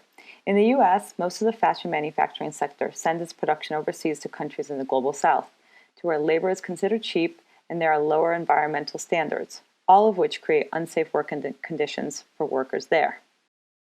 As a result, this creates economic pressures for manufacturing businesses that struggle to remain in the US. To stay competitive, they too must lower work standards, which means pay cuts and reduced benefits for workers here. Who is affected most by this are low-wage workers, both globally and locally. The relationship between the two is undeniably interdependent. In New York City, the majority of low-wage workers are immigrant women of color with little formal education. Immigrants make up 40% of New York City's total population, and despite their high participation in the labor market, they are more likely to be in poverty than any other New Yorker. The service industry is accessible to a large number of low-income immigrants because it does not require a higher education. While it may be an appealing option, and many of these jobs are now honored as essential, it funnels an entire class of people into jobs that offer less than a living wage, little job security, and very few, if any, health or retirement benefits. A woman I spoke to had this to say: "I called in with a fever and couldn't go to work, and they said, okay, you can have the day off, but we will have to take the pay from yesterday as a penalty." Our capitalist system is not working for everyone. New York City's creative industry has a diversity problem. It's the focal point of countless forums I attended. Data shows that people of color represent 66% of the city's total population, yet they account for only 34% of the workers in all creative occupations. Lack in racial diversity and an ever-widening income gap further reinforces the class divide in the city's creative economies. Luckily, there are many social enterprises that are pushing towards economic inclusion in underinvested immigrant communities. I partner with Custom Collaborative, a unique workforce development program based in Harlem, championing low-income women immigrants as entrepreneurs and designers in the fashion industry. Their program has 3 parts: a comprehensive 14-week training program that equips students with essential technical skills to enter the fashion industry. Graduates of the training program can then become part of the business incubator, which fosters personal growth and professional advancement for their entrepreneurship path. And perhaps most impactful, the opportunity to become the co-owner of a worker-led manufacturing cooperative. Custom Collaboratives often ask, what's your traditional participant look like? It's a range. They're not just trying to force people into one pathway. They're asking, what is it that they would like to do? This leads me to my thesis statement. How might we support social enterprises working on local manufacturing efforts to create more inclusive pathways into the creative economy for low-income immigrant women? Meet Sonia. She's Custom Collaborative's non-traditional student. Let's find out what she wants to do. Sonia migrated here 5 years ago and is undocumented. As an English language learner with GED, she works at a restaurant, but her salary keeps her below the federal poverty level. She's a single mother and lives month to month in her Harlem apartment.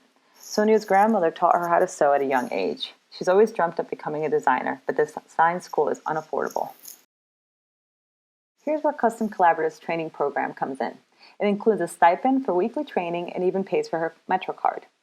After finishing her 14-week training program, Custom Collaborative helps find an internship for her in New York City's fashion industry, leading her to an entry-level position as a technical designer.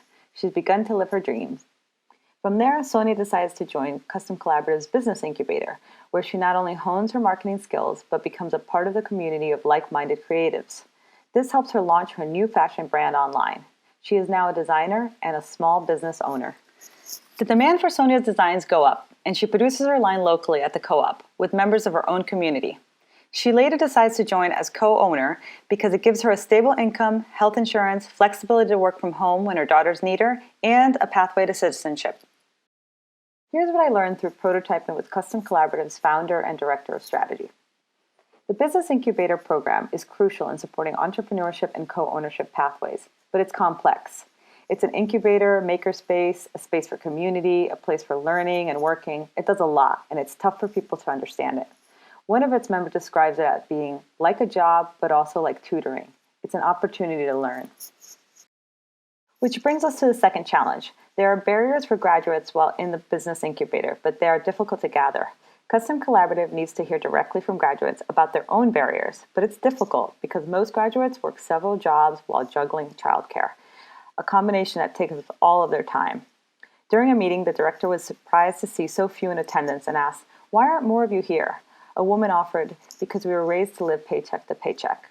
It's hard for these graduates and prospective co-op members to make time for their future when all their energy is spent just getting by in the present.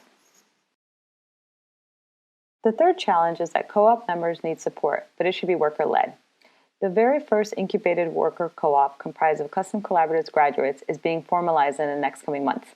Members need support transitioning into co-owners and a way to share their feedback to Custom Collaborative's team. I realized there was a gap in support for graduates transitioning to co-op owners and for Custom Collaborative in gathering those needs. My intervention aims to bridge this gap in order to make more paths for immigrant women to access the creative industry. So how do you gather experiences and hardships from immigrant women creatives who are spread so thin?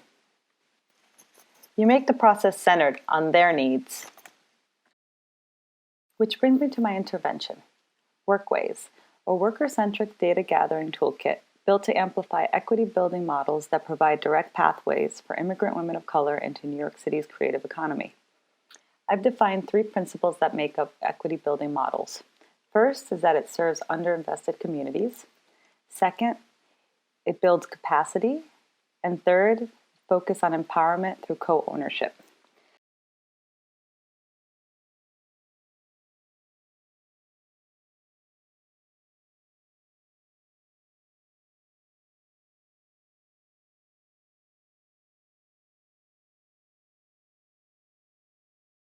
So how does it work?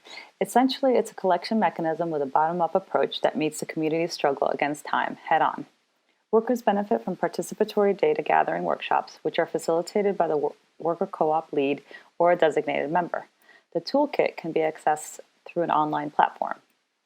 To meet the community where they're at, workshops can be either live or remote, with some activities designed for existing mobile-friendly digital devices. The designs of the activities range from simple analog worksheets and do-it-yourself exercises to pre-designed digital presentations with a comprehensive facilitation guide. The co-op lead or co-op member uses the feedback template to report the outcomes anonymously back to their partnering social enterprise.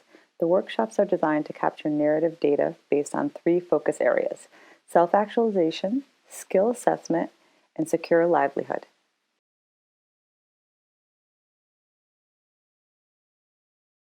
Let's take a look at our workshops with 7 founding members of Custom Collaborative's first incubated worker co-op. In the first workshop, the group was guided by a series of prompts in 2 different areas of self-actualization: how they see themselves as creatives and how they see themselves as business owners. The open discussion format allowed for an exploratory and lively atmosphere, where even some of the more typically timid felt open to sharing. For example, here are 2 contrasting opinions from the group, each having a strong point of view on how they themselves relate to design identities. One of the women shared that it allowed her the space and time to be able to express herself. It's clear the women have different ways of identifying, but to be able to hear it being expressed was exciting. The second workshop focused on a playful card sorting assessment game designed to gauge skill sets and their level of confidence. It also revealed the skills that they felt they needed to further their career goals. While reflecting on the skills they have gained, we learned that they have a wide range of skills they can collectively draw upon. This gave way for an honest conversation around how they can leverage their skills when coming together to build a collaborative culture. The need for this exercise to be designed in 3 different formats is exactly what I mean by meeting the community where it's at. COVID-19 forced us all to work remotely, so there was a need to do this online. We busted out our scissors and adapted the exercises to be more do-it-yourself style. For Women on the Go, the co-op lead and I co-designed a digital version using existing platforms that are easily compatible with Slack and WhatsApp. The responses were great and we had 100% participation, which the co-op lead said they had difficulty getting before this intervention. We are seeing the fault lines in our economic and social systems that disadvantaged communities have always experienced. The people we rely on most are also the most vulnerable. Essential low-wage workers tasked with doing crucial work during a dangerous time without financial security or health benefits. In our manufacturing sector, local garment workers are rising to the challenge by manufacturing personal protection equipment for frontline workers. This continued demand means that many U.S. factories remain open, which puts workers at risk. In this time of global pause, what exploitative and extractive models do we choose to leave behind? And what models do we put in place that are life-giving and bring us into a just future?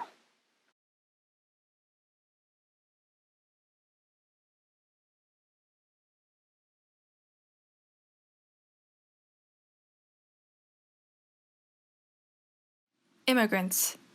They are the very fibers of the cultural fabric and creative workforce. New York City is the embodiment of this. Their own color of culture, intellect, talent have infused the city's creativity and dynamism. New York City, home to almost 8.6 million people, with 37% of the population born outside of the USA. One of the most racially and culturally diverse cities. This diversity is what makes New York City the creative capital and a premier global economic leader. Yet the unfortunate part of a city built standing on the shoulders of low-income immigrants is that they are disproportionately affected by many barriers to occupy viable, stable careers, especially in the creative sector. Now more than ever, the creative sector has grown across the boroughs. For example, over the past decade, creative industries in Brooklyn have increased by 155% versus the 16% in Manhattan's. Despite massive creative growth in the boroughs, diversity is extremely lacking. 66% of the occupations are held by white Caucasian individuals. Only 34% of the creative industry is made up of people of color. The ones who struggle the most with barriers are immigrant women. These barriers include limited English proficiency, low educational attainment, and difficulty in accessing opportunities through social networks. As a result, they are forced to occupy low-skilled and low-earning manually intensive labor and service industry occupations, thus perpetuating the cycle of poverty. But there's hope. Many businesses and organizations have been pushing towards socioeconomic inclusion in underinvested, underserved communities. The organization I've partnered with for my thesis is Custom Collaborative, a Harlem-based equity building business. They provide training and programming to support low-income women immigrants to enter the fashion industry as entrepreneurs and designers. Most of the women they serve are living below the federal poverty level in unstable housing and have little opportunity to access professions that are viable and fulfilling. So far, Custom Collaborative has had 7 cohorts of graduates, but they currently lack the capacity to demonstrate the successes and impacts of their equity building efforts and being able to communicate this to partners and funders. My thesis goal is to support businesses' equity building efforts by creating a feedback loop system that gathers the necessary data to exhibit the impacts of programmings and initiatives, beginning with Custom Collaborative as our first partner. One state of Custom Collaborative programming involves a 14-week training program that equips students with essential technical and business skills that prepares them for the fashion industry. Graduates of the training program then become part of their business incubator, which provides crucial career advancement and entrepreneurship mentorship. In addition, they can choose to be part of the co-op, where they would do production work for Custom Collaborative and other fashion businesses. Custom Collaborative's equity building model places an emphasis on empowering members to determine their own career path. They do this through the business incubator, where members can either become an entrepreneur or designer, or enter the fashion production sector and attain entry-level skilled production work within Custom Collaborative or with like-minded fashion businesses and brands. And it is crucial that current and potential funders and partners of Custom Collaborative understand the business incubator and its impact. Through interviews with Custom Collaborative, we found it sorely lacks two key things: a robust method to track successes and a data collection system. Our response to this was the creation and development of Workways, a data gathering toolkit for equity building businesses like Custom Collaborative to capture sentiment-based data that compiles their graduates' narratives and personal experiences to highlight the impact and effectiveness of their programmings. We first identified the areas of impact of the programmings. We as humans all work to fulfill the needs that is presented on the screen. Workways examines how the graduates are meeting these needs through their Custom Collaborative journey with the three main areas of focus: safety needs, esteem, and self-actualization. Data collecting workshops using people-centric, interactive activities that are designed to gather sentiment-based narratives and personal experiences from the graduates. The first workshop included activities to determine and assess graduates' current skill sets and confidence levels about their new learnings. In the second workshop, they would be guided through a futuring workshop where they would map their growth and envision their futures as new designers and entrepreneurs. Though COVID-19 interrupted our plan to carry out the workshops, serve as our partner, Custom Collaborative. The first workshop was held virtually with 7 co-op members with a town hall format that gave space for participants to share their concerns, emotions, and experiences during the pandemic. That displays the individual and collective co-op members' experiences that is then shared with Custom Collaborative's team. This workshop not only is about gathering data, but also highlights each co-op member's strength, resourcefulness, and resilience, and also to bring a sense of empowerment. From the preliminary feedback collected from Custom Collaborative's team, the response was overall positive in that Workways was engaging, inviting, and clear, and there is a wish to continue this working partnership for future recommendations. To get a better understanding of Workways, we have engaged with ISAC, a Detroit-based industrial training institute and factory that operates at a national level and focuses on equitable workforce development in the fashion production sector. A potential future partnership, and that Workways could be put to test at a larger nationwide level that is able to reach more equity building businesses. With Workways, we want to highlight and amplify the equity building work that is happening in the fashion industry, so that there could be more access for low-income immigrant women to enter the creative sector. With Workways, we want to highlight and amplify the equity building work that is happening in the fashion industry so that there could be more access for low-income immigrant women to enter the creative sector. By using data-driven methods, it would produce tangible outcomes that demonstrate the successes of these equity building models, and that equity building should consider individual unique needs and challenges, and that it is not a one-size-fits-all approach. Thank you.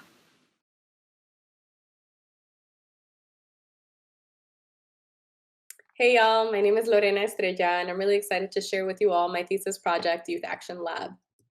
So my thesis project starts with me and the identities that I hold as a first-generation Dominican American woman. And in Spanish, we have this expression, ni de aquí, ni de allá, meaning from neither here nor there. And so for me, that space of in-betweenness, of having to navigate two worlds, is really this search for belonging and home. And so in a lot of ways, this project has been a conversation that I've been wanting to have with other Dominican folks about who we are, where we come from, and who we want to become for future generations. And so it's been deeply personal and important in my own journey. And I also acknowledge that I bring a lot of educational privilege into this project as someone who's had access to higher education and who's had to navigate predominantly white institutions of learning, I think a lot about the ways that education has shaped me and my worldview, and how I can use education as a tool for liberation. And so my thesis project finds its home place in Washington Heights, or El Alto Manhattan. And it's a place where Dominicans have been making their homes, their families, their businesses since the late 60s. And so right now, Dominicans are one of the largest immigrant groups in New York City at over 1 million. And Washington Heights is that place. We can get our food, our music, our culture, our habichuela con dulce year round. And so it's a place that holds a lot of meaning for people of the Dominican diaspora. And Washington Heights is also the site of change and resistance. And so on the face of and at the forefront of gentrification and change, I am thinking still a lot about what it means to be preserving the history and telling the stories of Dominican folks through the experience of living in Washington Heights. And so my thesis project takes root through this question when I met Amber, who's a middle school teacher in the Heights, and we were like, yo, how do we talk to other students, other Dominicans about identity and where we come from? Because a lot of her students were having all these different experiences around ethnicity and nationality and kind of getting it jumbled. And so we thought, what a great opportunity to co-create something together with these young people and share from our perspective as two Dominicanas with different experiences. And so Wheels was my partner for this project. And so Wheels is a public school in the Heights that serves almost 900 students from grades K through 12. And it's predominantly Latinx, predominantly Dominican. And most of the students are receiving free or reduced lunch, which means that they are coming from lower income households. And so it's just really important to acknowledge that intersection around, race and ethnicity, but also class. And so thinking about how this intervention could really speak to that lived experience of the youth in the building. And so for me, grounding in Paulo Freire's work around pedagogy of the oppressed, it was important to think about the ways that education either functions as an instrument to bring about conformity or freedom. And so really wanting to be on the side of freedom, right, through this project. And so in navigating a public school system in New York City, which is one of the largest in the country, we kept coming across the idea that, what made this really hard is that racism is at the core of why students aren't getting the representation that they need, right, or that they seek. And so, our public school system really privileges this and promotes this idea of whiteness as the norm that really others non-white students. And so we see racism show up in our Eurocentric curriculum through a majority white teaching force, through racially segregated schools, which is based on a legacy of housing discrimination, overemphasis on standardized testing. So all these ways that we know that what's actually important in our schools is that we adhere to these ideals around middle-class whiteness. And so the research shows, right, so when young people are navigating these school systems, that they're experiencing racial discrimination and microaggressions, and all of those things lead to added stress, and that less than 10% of our school classroom time is devoted to Black history or non-white history. And so the impact for students of color is that when they don't see themselves represented in their school and in their learning, they're more likely to experience lower self-esteem, internalize negative stereotypes, and ultimately become disconnected from their education. And so Dr. Bettina Love, in her book, which I totally recommend, reminds us, right, that racism literally murders your spirit. Racism is traumatic because it is a loss of protection, safety, nurturance, and acceptance, all things children need to be educated. And so thinking about that and the ways that children have to navigate racist schools and their own racialized identities really brought me to my how might we question, which is how might we create a safe space for Latinx 8th graders to explore and cultivate a sense of agency and belonging in their racial and cultural identities. And so I spent a lot of time at Wheels talking to students one-on-one in small groups, observing classrooms. And what I discovered is that young people were already navigating questions around identity on their own, and that they were having these questions, having these epiphanies, and kind of being left on their own to figure it out. And so young people want to explore and talk about who they are. They want to connect with their culture and learn about where they come from. And so when I was talking to students and learning that they didn't even know that there was slavery in the Dominican Republic, it really told me a lot about the ways that we're teaching world history, right? Like we're missing a huge chunk about what slavery in the Caribbean really means and what it means for who they are and in relationship to this country in the US. And so for me, the things that emerged was that young people not only need, but they deserve safer spaces. They deserve the support of adults. They deserve ways to explore and affirm who they are, to connect with their history and their culture, that's really what schools should be doing for them. And this list here became my design criteria for the intervention. I really needed to think through all the ways that we could support students fully in how they were and how they show up in their schools, knowing that we were up against systems of racism that seek to dehumanize us on a daily basis. And so I came to this conclusion that when young people of color have the tools and the ability to know themselves and their history, they're better able to navigate and resist oppressive systems and move away from surviving to thriving. And so here comes Youth Action Lab. And so Youth Action Lab is an after-school club for middle schoolers that uses storytelling and creative expression to explore questions around race and identity. And so the goals that we had for our experience together was really to build critical consciousness and racial literacy skills. So not only were we creating a space that was affirming and we wanted to connect with our culture, but we wanted to be critical. We wanted to think about the ways that we see the world and the ways that we can navigate through these systems. So it wasn't just like, hey, we feel great. Like let's think and be intentional about these conversations. We also wanted to develop their leadership and their sense of agency so that they could express themselves and feel not judged for their opinions or their beliefs.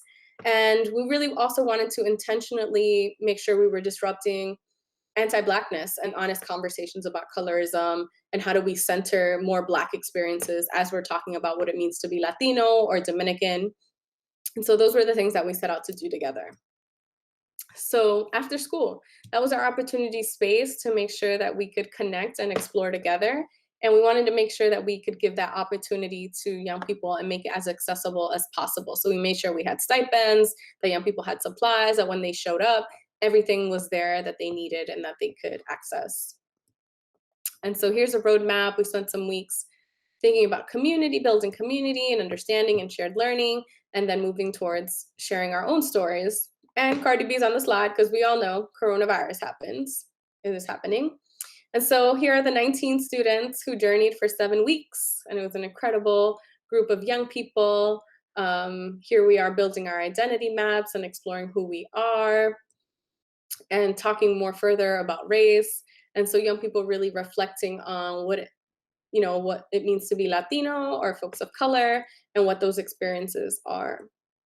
And so we also took some time to acknowledge what the impact is on communities of color around COVID-19, knowing that Washington Heights and other neighborhoods in Upper Manhattan and throughout New York City were being deeply impacted, right? And that this actually does speak a lot to the ways that racism shows up in our society. So really making space to hold emotions and conversations around the current present moment. And so young people left Youth Action Lab feeling more aware of how race impacts not only them, but their world, and feeling more knowledgeable about their culture and where they come from. And so the future of Youth Action Lab is a little jumbled. We're still figuring it out. And so I asked young people to dream up with me what that could look like for them. And so it was really inspiring to see them feel a sense of ownership about Youth Action Lab having its own merchandise and having an outreach team that could go out to different schools and really reach the world. And I love this, that like when young people can build community and bond with each other and get to know each other, that means a lot. And so that was really cool. So it takes a village, y'all. I could not have done this alone. So just feeling in deep gratitude for all the young people who joined me online, who trusted me with this project and introduced me to their families, and for Amber for being a rock star teacher, and to all the Wheel staff, to Molly and the College Access team, to Ms. Pichardo. Thank you for letting me in and just being a part of such a wonderful community.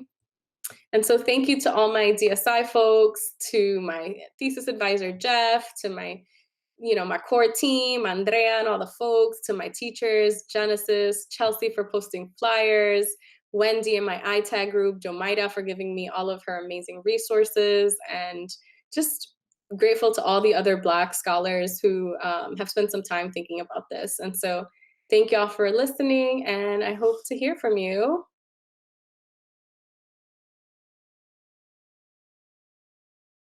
I am pleased to introduce a cohort of amazing students from the School of Visual Arts Design for Social Innovation program. Each have identified a social problem that is meaningful to them and have designed systems and creative interventions to seek to chip away at problems that many of us in our society aren't even aware exist.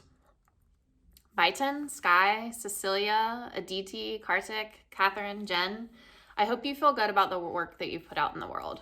Your passion, your compassion, your vision for how to shape a better world for your communities is to be admired. Amidst a very unique semester with challenges that have created even more social problems in a global pandemic, you have adapted, you have pivoted, you have remained steadfast in your convictions. I applaud you. Baitan, your interest in creating valuable cultural exchange within a young artist community in Northeast China is over the top. I've worked at formal institutions dedicated to this very goal who have not been able to achieve the amount of support you have offered your community. I hope that you will continue to promote platforms for these artists and encourage them, as I have tried to encourage you, to share ideas, dialogue, and their own work. Sky and Cecilia, your workshops that make young people in China aware of their shopping habits and understand that consumption or overconsumption does not provide security or promote self-worth, there's such a creative way to point out the materialism that we all are guilty of grasping. Aditi and Kartik, your creative intervention that brings attention to the biases that exist in Indian media towards fair skin should be replicated across social problems in this world. Your attempt to change the root of the problem by engaging young designers primed to begin creating the very media campaigns that cause the problem will certainly have an impact, even if it takes us a while to see the impact that you've made. And Catherine and Jen, you have braved the processes that leave the marginalized out of the very decisions that impact their lives more than most of us will ever know. What so many of us take for granted, we should all be fighting for in the policies we support, promote, and embrace, just as you have. May you all continue to have compassion for others and a creative approach to the issues that impact people beyond yourselves. Thank you all for teaching me about things in the world that I otherwise wouldn't know, and how everyone can be a part of making a difference.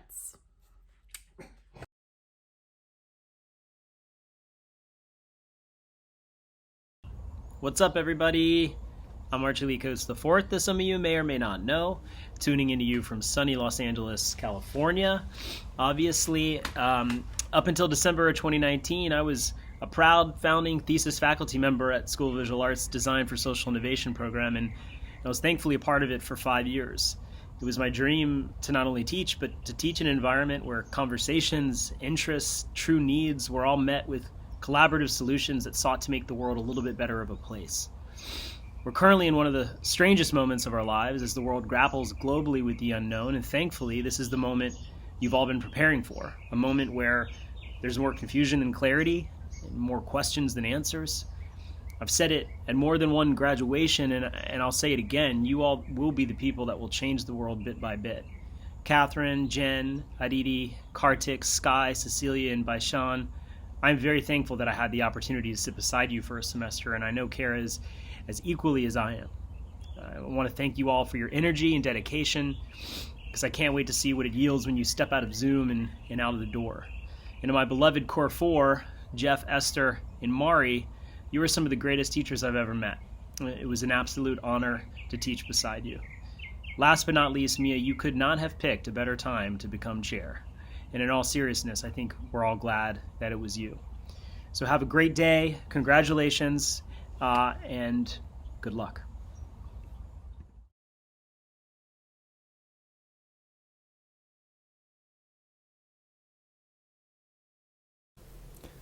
Hello everyone, please allow me to introduce my thesis project, Talking to the Blue, to you all. This project is aimed to help the young artists in Northeast China get required information and resources to consistently working as an artist in the world today. As the industrial, economic, and cultural center in the early time of China, Northeast China has a strong working-class cultural tradition and an economy based on the heavy industry. But since the Chinese economic reform initiated 30 years ago, nearly 90% of workers' families been influenced by the big layoff tide. More than 10 million workers in Northeast China have been fired by the national factory that initially promised them the insurance, housing, and the future. And this terrible event is still influencing the economy, identity, culture, and art there. The most obvious implication of this on art is that Northeast China literally have no gallery system. It is virtually impossible to have galleries where there aren't people able to invest in the art. In my hometown, a city of 3.5 million people, there are only few registered private galleries and less than 10 national museums here. And as you know, China have a very serious examination institution for teenagers, but unfortunately, art is not a necessary subject. Due to this Chinese examination system which ignores the education, the Chinese contemporary art has been absent from the education for a vast majority of the people. Generally, art is popular amongst a small, close group of people, which we call professional artists in China. Chinese contemporary art is particularly absent from the few galleries in Northeast China. As a result, the creation and development of young artists there is greatly limited. In order to access contemporary art, have a significant interaction with commercial galleries and professional investors, the artists from Northeast China need to go to the nearest international city, Beijing, which also could cost them 6 hours on high-speed rail. So for solving the problem, I curate two combined exhibitions between young artists in Northeast China and artists in New York. The exhibition also shows in both areas. Then I organized a symposium which helped the young artists in Northeast China to understand what is the art and artist looks like in New York and how they work. Besides, I bring a lecture to local high school art students, help them to understanding their environment after they graduate from high school, help them have a better preparation for future to working and creating as an artist in fine art college. And for spreading my idea, I go to the local public radio station to introduce exhibition and problem of young artists in Northeast China, how this problem looks like and how this situation in the outside world looks like right now. There's also a lot of reports about this local event on newspaper and online media.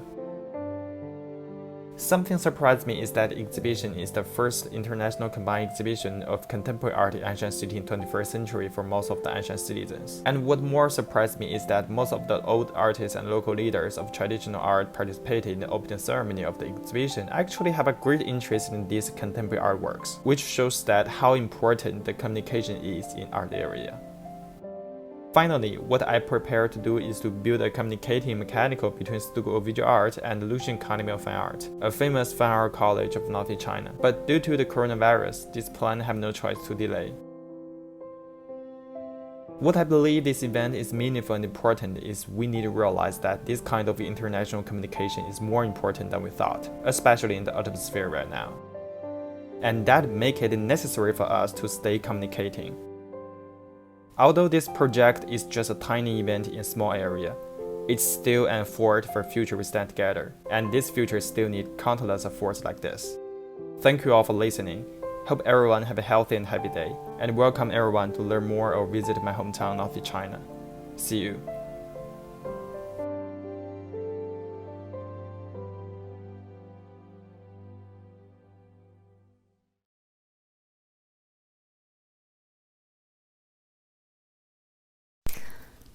Hi everyone, I'm Cecilia.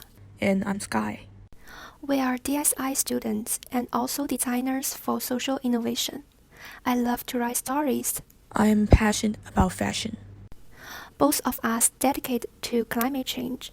During the last year, we focused on changing students' shopping behavior in China. Before diving into more details, we want to tell you a story. Tom, as a freshman, left home with a nervous and excited mood. Before parting, his mother had an important conversation with Tom. "This is your living expenses. You should spend money carefully." I know. I won't buy anything expensive. Also, your studies come first. Your cousin came back with a scholarship last year. You have to learn from him. Later, Tom enters the university. When he carefully integrates into the new circle of friends, he is attracted by the discounts offered by merchants and consumer propaganda on new media. He unconsciously buys many items that were not needed. Literally, his home is filled with a lot of items and will not be used.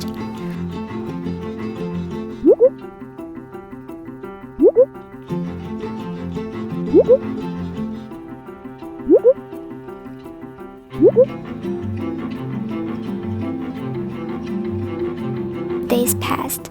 Tom became more and more confused and often felt guilty about the items he had forgotten to use. He begins to ask for help and communicates with his parents. Hi, Mom. I think I have some financial problems and I don't know why. You spent a lot of money last month. What did you buy? I haven't bought anything expensive, but I do have something I won't use. You need to thinking about it. Why are the people around you not spending as much as you? But my friends also face the same problem. My colleagues' children don't have this problem. You just don't value money. Their communication turns into a quarrel, and Tom feels lonely and experiences self-doubt.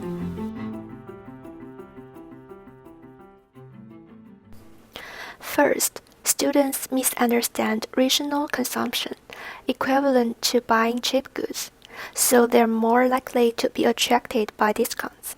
And then, when they find something that are wasted, they will feel guilty and want to change their habits.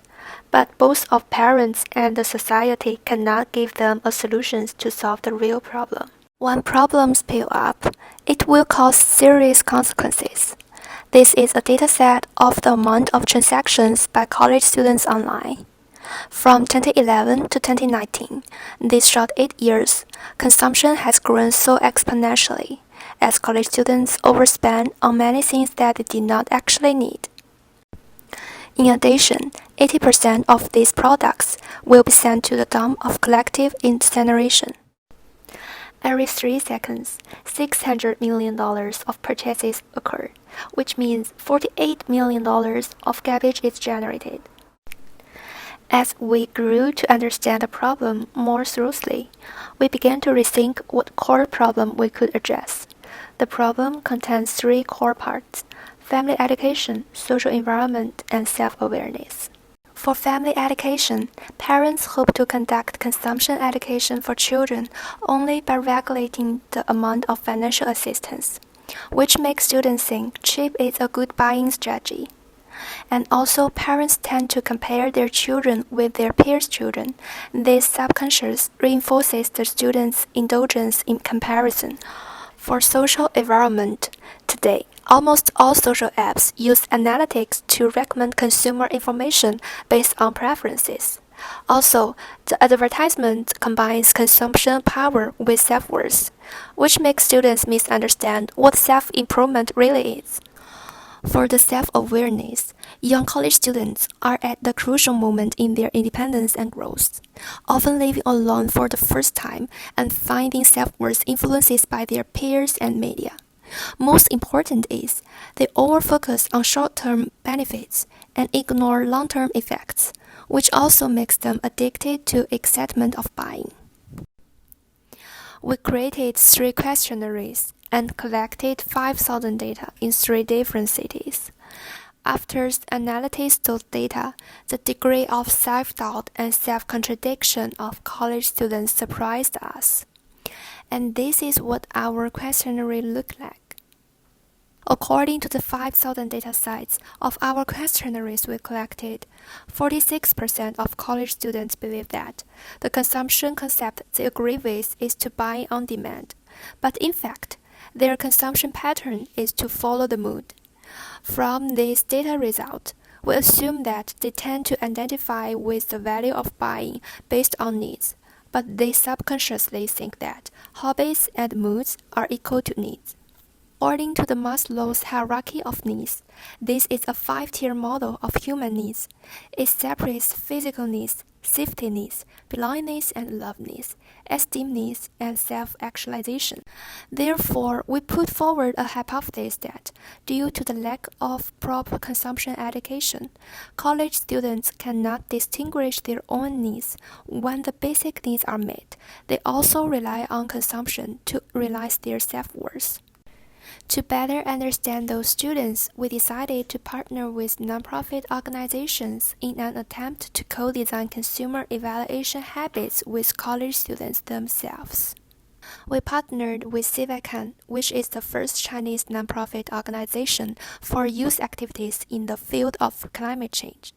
They also provide a platform for young people's personal development and to explore new opportunities. After receiving their help, we played games with a participating college student at China Youth Climate Summit, creating an activity that repurposes unused objects. During the creation, a deeper dialogue started immediately, and the inner needs of the college students were discovered. Based on the interviews, we found 3 special insights. First, we need to help them distinguish needs and wants. Second, we have to guide them faced with their inner desire, push them to find alternatives to feel valuable and build their own identity. Third, we need to let them find their leverage points in steps. So our goal is to help Chinese college students aged 18 to 23 reduce overconsumption by creating an education program that engages them in a re-examination of their possessions to recognize their shopping habits are driven by insecurity and a false sense of self-worth. Our project, Desire and Reality, mainly aims to shift young students' consumption behavior and lead them to explore the potential life crisis caused by overconsumption, in order to help them reorganize and build the missing values of themselves, so as to provide them with a better rationale for consumption. Desire and Reality is based on 5 principles. 1. The spaces should feel safe and comfortable. 2. That there should be space to share and express love of each other. 3. That participants should have the sense of belonging and finding a shared common ground. 4. The participant can build connections to expand their network of friends. 5. That our program should create a sense of inclusiveness, like family. These 5 principles are all based on Maslow's hierarchy of needs. Out several prototypes and research, we've learned that identity can build through self-discovery and self-construction, and guiding college students to build and understand their identity is key to solving the issues of overconsumption. We choose to create a design intervention through a game. Why a game?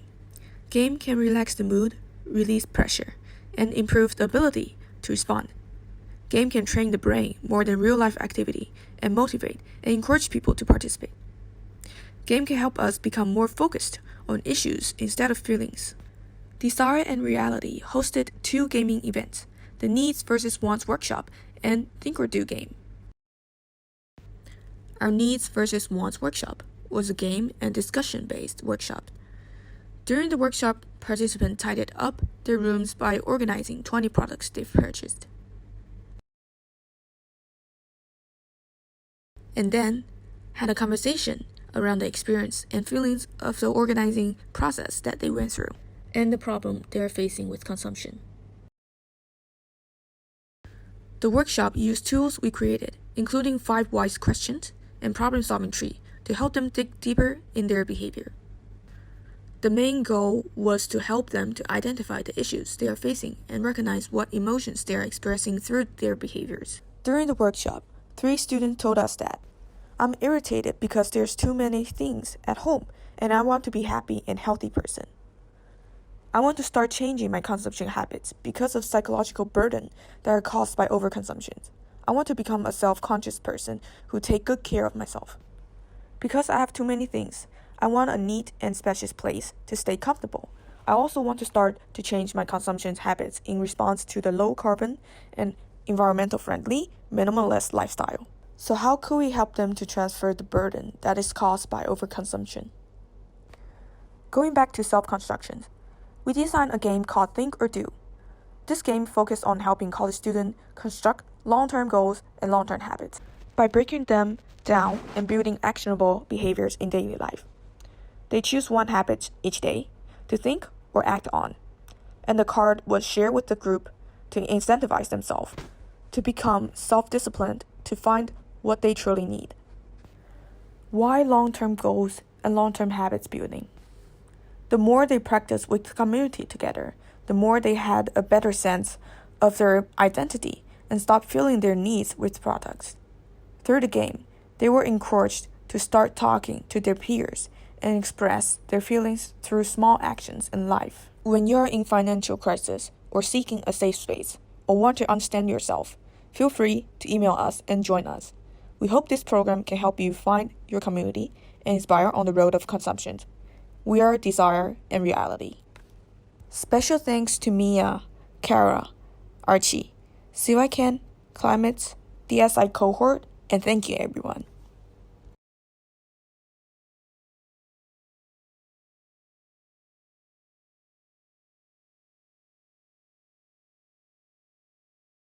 Hello, I'm Aditi. I grew up in different parts of India in a culture that taught me Vasudhaiva Kutumbakam, or the world is my family, which instilled in me a beautiful sense of interconnectedness. However, I also got to witness a side of my culture that didn't necessarily reflect this. Hi, my name is Karthik and I hail from Mumbai in India. Growing up in a city like Mumbai, one quickly learns to notice the discrepancies in the lives that people lead, where the privileged and the othered live in close proximity to one another. And one such discrepancy that we both noticed was the disdain towards darker skin in the Indian culture. We've all lived through experiences like Sonia's or Mahesh's. Sonia's relatives would perpetually compare her with her fairer sibling while suggesting home remedies for her to alter her skin tone. Birthday presents from her relatives would often include fairness products. Or in Mahesh's case, whenever it became dark outside, his friends would pretend to not be able to see him and then have a good laugh about it. Almost every Indian has been on the giving or the receiving end of such experiences. Historically, fairer skin has been associated with a higher social position. The flawed rationale being a person with fairer skin was wealthy and prosperous, which allowed them to stay indoors, while the poorer person toiled hard to earn a living under the sun. Colonialism only served to heighten this perception and make it a more dominant part of the Indian psyche. The British policy was to divide and conquer, making distinctions heavily based on skin color, marking the dark skin as uncivilized and making allies with the fairer amongst the brown population. Post-independence, this discrimination continues to be a part of the Indian culture in a bizarre fashion where the darker amongst an entirely brown population continue to be marginalized and oppressed. A lot of cultures around the world continue to have a similar experience, making shadism or colorism a universally relatable challenge. This bias is noticeable even today and is reflected in our popular culture. After a recent trip to India, our thesis advisor told us that having heard about the problem from us, she couldn't unsee it anywhere she went. It is hard to ignore the issue when everything from billboards to milk packets almost exclusively features fair-skinned people. On my way back home to India, I noticed something very startling. Even the COVID-19 awareness banners in the Mumbai International Airport featured a white person on it. On speaking to people about their experiences with skin color, a common thread that emerged was that a lot of people had formed negative associations with their darker skin at a very early age. Someone told us in conversation, I started using fairness products around the age of 11 to 12 because my mom was much fairer than me. Having heard similar things, we decided to focus our research on school kids to try and understand where and how these perceptions start to form. We partnered with a team of experts at Seeds of Awareness, an organization working with school kids to teach sexual health comprehensively. SOA helped us reach out to schools and presented us with an opportunity to speak to students directly. In conversation, founder Shalaka mentioned something that stuck with us. It is fairly easy to get kids to say the right things in schools when you quiz them. But the real challenge arises once they step out of the school setting where they are influenced by their parents, siblings, peers and the media. We read the account of a parent about how she raised her daughter to believe that her dark skin was beautiful and worthy, and yet in school she refused to play with another kid because he was dark-skinned. Having heard this repeatedly, we realized that we needed a change in our approach. Teaching something to kids as a part of their curriculum alone wasn't going to help in undoing this deeply ingrained social conditioning. Our intervention needed to be relevant even outside the bounds of a school and perhaps focus on the aspect of our lives that is a constant influence on our conscience, the media. There is a serious lack of representation of Indian skin tones, specifically dark skin, in our everyday content. Growing up with no one to relate to, darker-skinned Indians internalize the notion that only fair skin equals normal and worthy. Matrimonial advertising in newspapers and websites, a popular form of seeking alliances for arranged marriages, almost always mention fairness as a virtue. Commercials for fairness products often rope in popular Bollywood celebrities to endorse them. These products show the unattainable promise of fairer skin to their users. The fairness products industry in India is estimated to surpass an astonishing $700 million mark by the year 2023. Colorism has become self-sustaining in our culture and encourages a strange form of self-hate that does not actually benefit anyone but the multinational corporations that are extracting profit from it. There's a consciously curated vicious cycle of supply and demand. Media houses, businesses, and advertisers look to exploit the existing social conditioning that places fairness on a pedestal and justify their behavior by citing demand from consumers. Meanwhile, consumers are bullied into believing these unreal standards of fairness in order to feel attractive and successful by this same media. Allow us to paint you an alternative reality.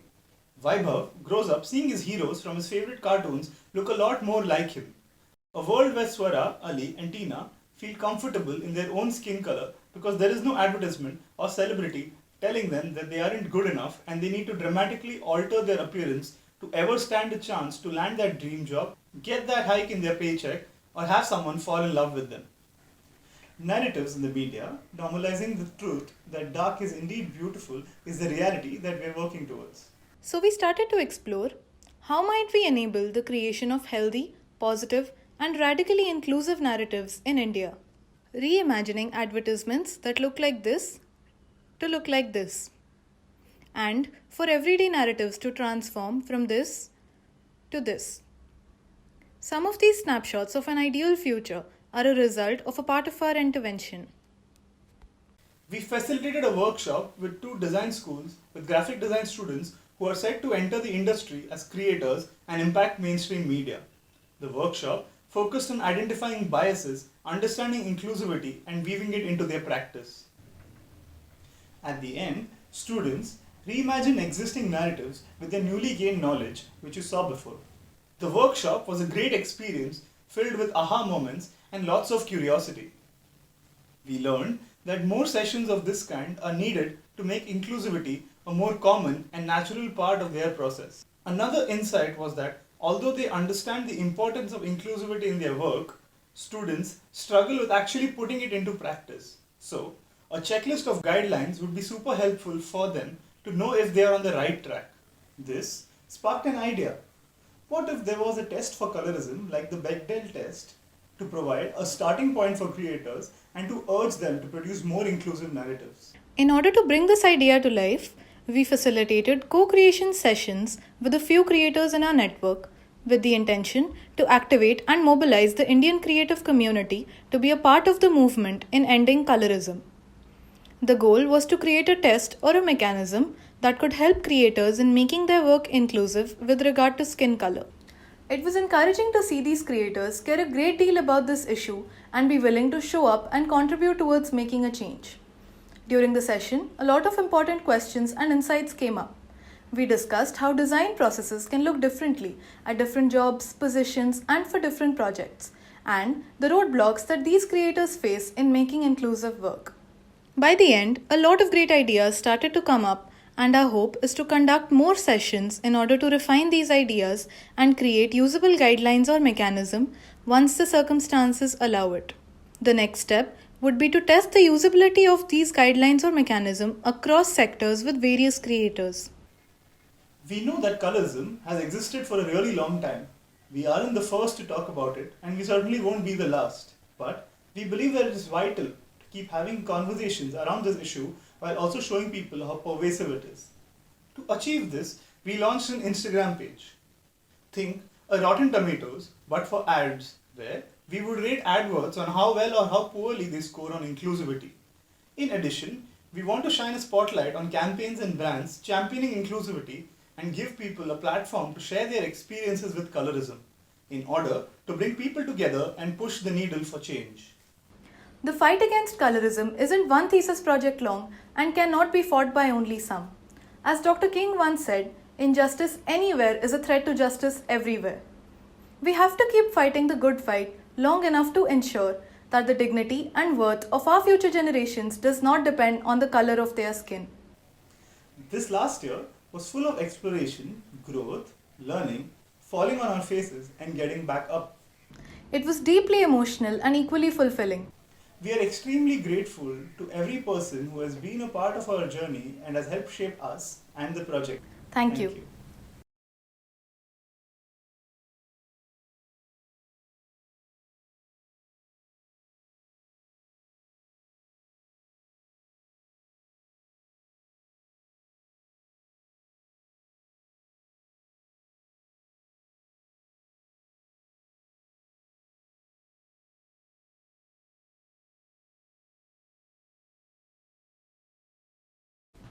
How do you define power? The word power has a variety of meanings. Sometimes it's about people, the powerful, the powerless, and other times it's about rules, institutions, or systems. Sometimes power is based on how we feel about our ability to create change.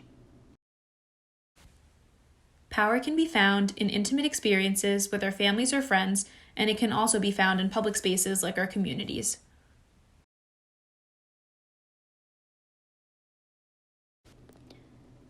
Collectively, communities hold power. How do communities build and amplify their power to create powerful, just, and equitable change?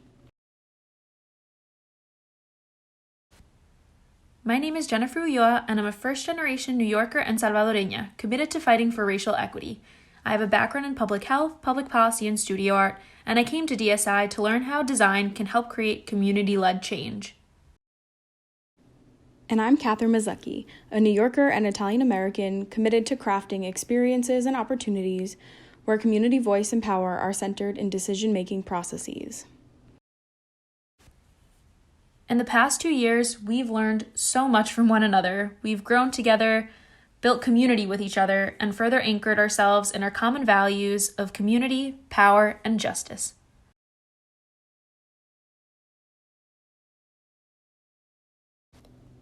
As two designers, researchers, and strategists, we believe that design is an integral process that can amplify community power to create systemic change.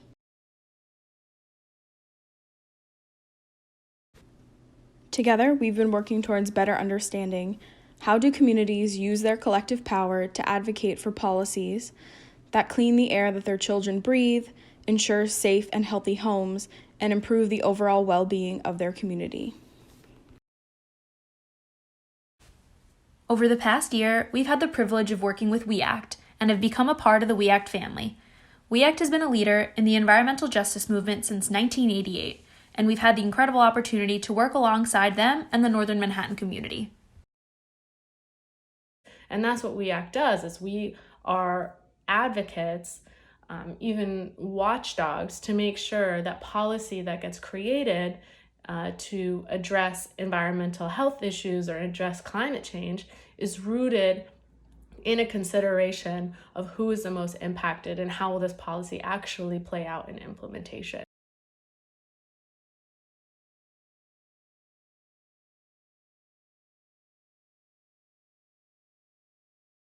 The environmental justice movement grew in response to low-income communities of color experiencing environmental racism, which was shaped by our nation's history of racist policies and cultural norms. Redlining's impacts can still be seen today in the form of poor housing conditions from ongoing disinvestment and disproportionately high levels of asthma, cardiovascular disease, and certain cancers in Black and Latinx communities. Back in the day when I was growing up, Harlem was, I would describe it as, the property was worthless, but, the people were also considered worthless.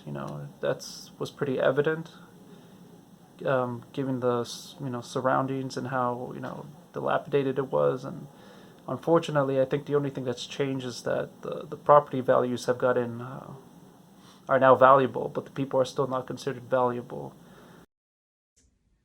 Environmental justice is something that many communities deal with as an issue.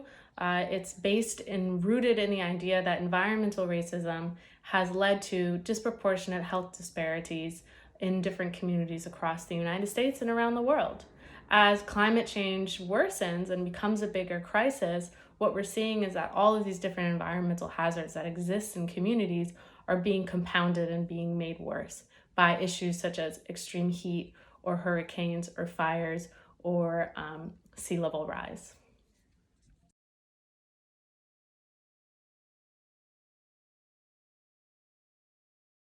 Northern Manhattan is made up of West, Central, and East Harlem, Inwood, and Washington Heights.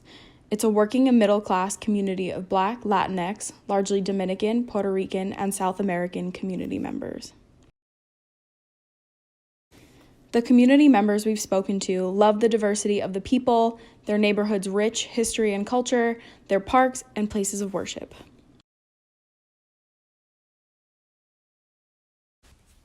We have been working with WeAct on a policy campaign to address extreme heat, health, and energy. And together, we're building Black, Latinx, and Spanish-speaking Northern Manhattan community power to ensure that people most impacted by extreme heat and energy insecurity's increasingly harmful effects on community well-being can develop critical policy. Our team includes WeAct and our strategy committee, made up of subject matter experts like community members, members from the Department of Health, the New York City Housing Authority, and the Office of Emergency Management, to name a few. This multi-year policy development process includes campaign planning, implementation of the campaign plan, and policy changes. During this policy planning phase, we have co-designed, planned, and facilitated events where we've learned what community members are most concerned about with regards to extreme heat and energy insecurity, as well as the futures that they envision.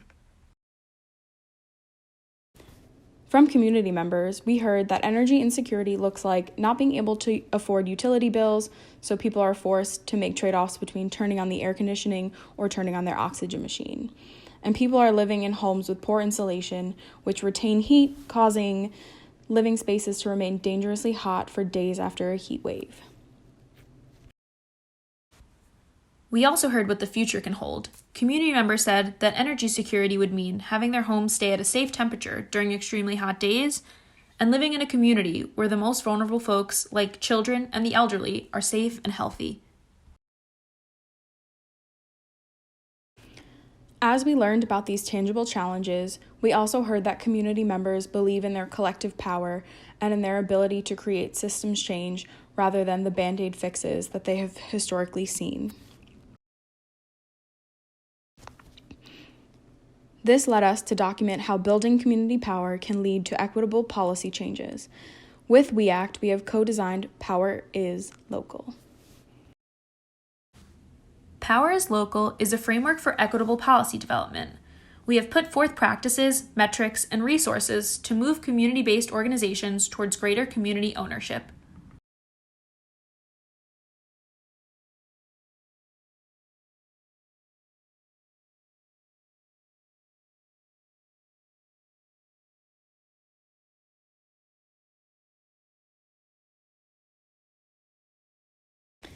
The branding for this framework pulls inspiration from the civil rights movement and social justice organizations. This typeface, called Bayard, is a sans serif typeface inspired by the signs from the 1963 March on Washington for Jobs and Freedom. Inspiration for the visuals came from a variety of places, including color blocking, shapes, and collaging from a variety of books and posters, and bold typography from WeAct posters.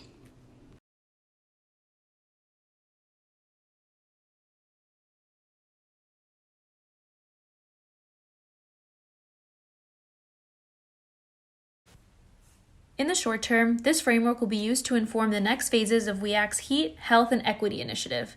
We hope that other community-based organizations focusing on racial equity and policy development feel free to iterate and adopt any of these strategies, metrics, or resources that they might find useful. Central to this framework is the Movement Strategy Center's spectrum of community engagement to community ownership, which, with the exception of marginalization, includes steps that are essential for building capacity for community collaboration and governance. In this context, we use the term community ownership to describe the opportunity for community members most vulnerable to climate change, health disparities, and energy insecurity to lead the design processes that are the key to developing the equitable solutions and anti-racist policies that are needed.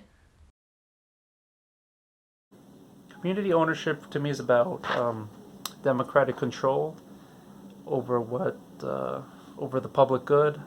So that would be over like public infrastructure like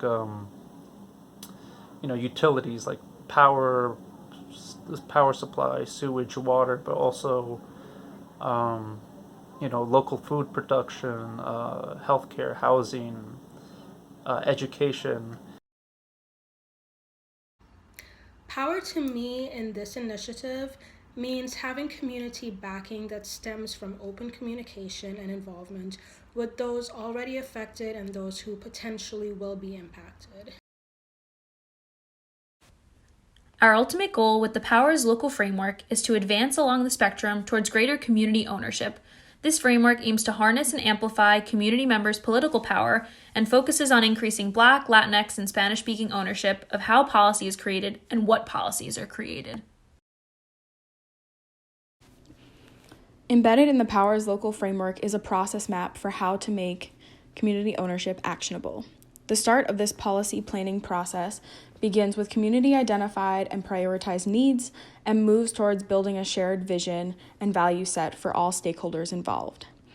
In the purple reinforcing loop, capacity building and assessing community power and assets also inform each other.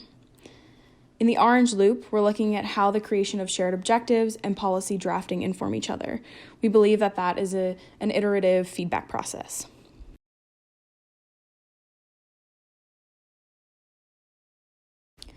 When working to define the existing challenges of a community, we must ensure that the community members participating are representative of the community at large. We have focused on building greater language justice with a focus on Spanish. Language justice is a right that everyone has to communicate in the language they feel most comfortable with. It must be built in all steps of our processes because it's only as strong as the time and resources dedicated to it. During our facilitated planning workshops, we created bilingual presentations and materials and had simultaneous interpretation services. Based on community feedback, we've also planned for more monolingual events so that monolingual Spanish speakers can have a space where they feel fully heard. Another important factor for the problem definition phase and the entirety of the policy planning process is the crafting of intentional spaces. We define intentional gatherings as those that have a bold and disputable purpose, shared goal, and vision.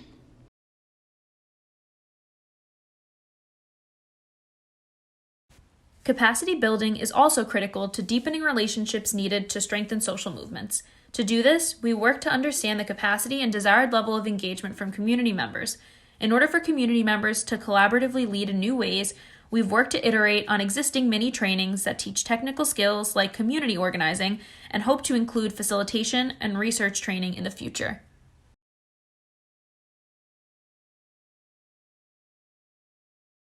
Lastly, we'd like to look at shareback loops, which allow multiple groups like the community at large and internal community-led teams to exchange information and learnings. This is important because it allows for many groups working towards the same goal to strengthen their collective ideas.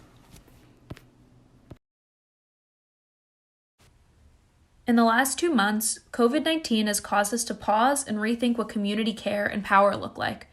This pandemic has disproportionately impacted Black and Latinx communities who are already experiencing inequities. Some community members have lost their jobs. Others have no alternative but to risk their lives to make sure that they can still support their families. During this time, our top priority has been the safety of community members.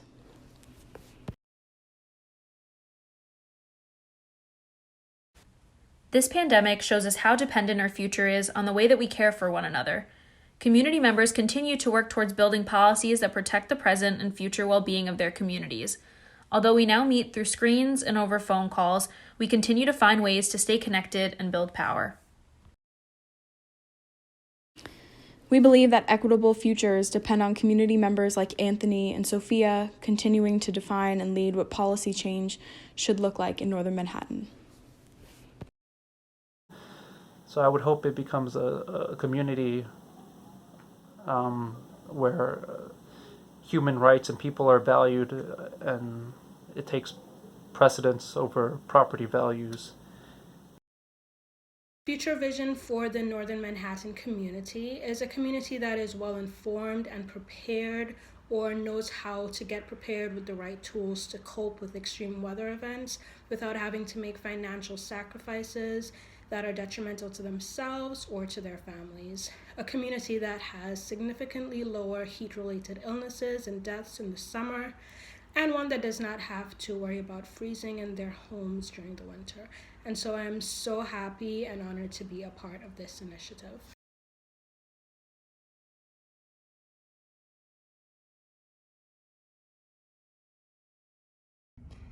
Hey everyone, this is Mari videoing in from my home here in Brooklyn, and I just wanted to send everybody a little bit of a personal message to congratulate you all for getting through this time. So here I go. Persistent, determined, caring, concerned, breathing deeply, hoping, wishing, waiting, wondering, passionate, focused, strong, learning, evolving. These are just some of the words that describe these amazing and talented individuals: Rihanna, Dorothy, Monica, Alana, and Alicia. You have managed to tackle your way through this really extraordinary and unusual time and arrive at this moment with really great composure. I'm in great awe of all of you for your ability to steer your thesis work and your design practices through some pretty uncharted and rough waters. And I'm really honored to have been a part of your journeys and hope that I was able to play a role in coaching you through to today. Monica, you showed such determination to equip your community and your educators with tools to support young people with opportunities to really self-reflect and be inspired to dream and prepare for futures that perhaps they didn't know were possible for them. And one of the special things about you is your ability to think deeply and intricately about your work and your community, and your inquisitiveness will take you far, and I'm excited to see how you continue to connect communities you care about to inspirational tools and resources.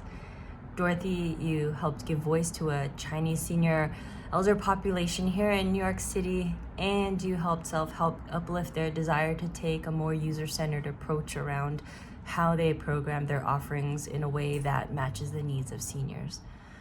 You shine light on a population that isn't always given the space to share in culturally sensitive ways what exactly they really need, and I hope you're proud of the work you're able to accomplish.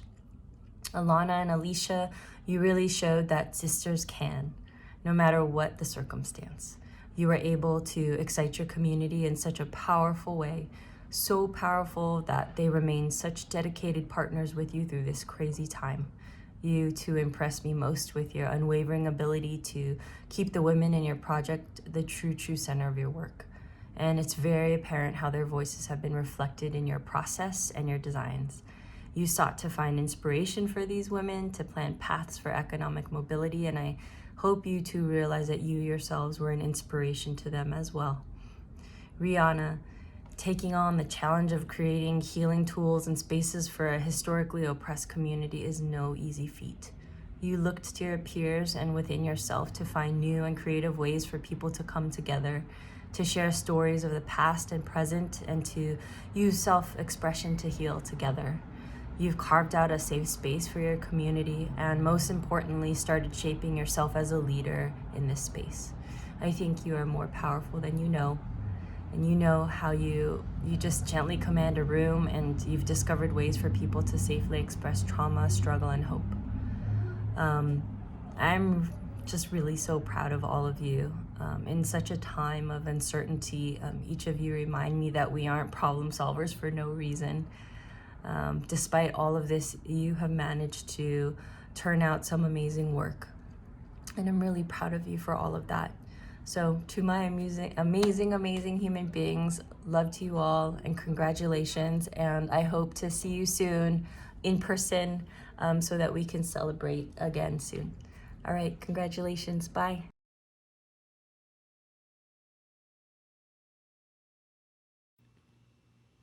In Mexico, 7 out of every 10 Mexicans born in poverty will not be able to overcome that condition throughout their lives. Mexicans who live in the southern states of the country are the most affected by inequality. This region has the poorest results in matters of health, education, and income. Due to this situation, many families migrate from the south in order to access better economic opportunities in the northern states of Mexico. Many of them find working for agricultural companies a good option to leverage their income. They work from up to 3 to 9 months doing the hard work, from seeding to picking and packing. Some companies provide them housing, health services, daycare, and education. And education is what I want to talk about.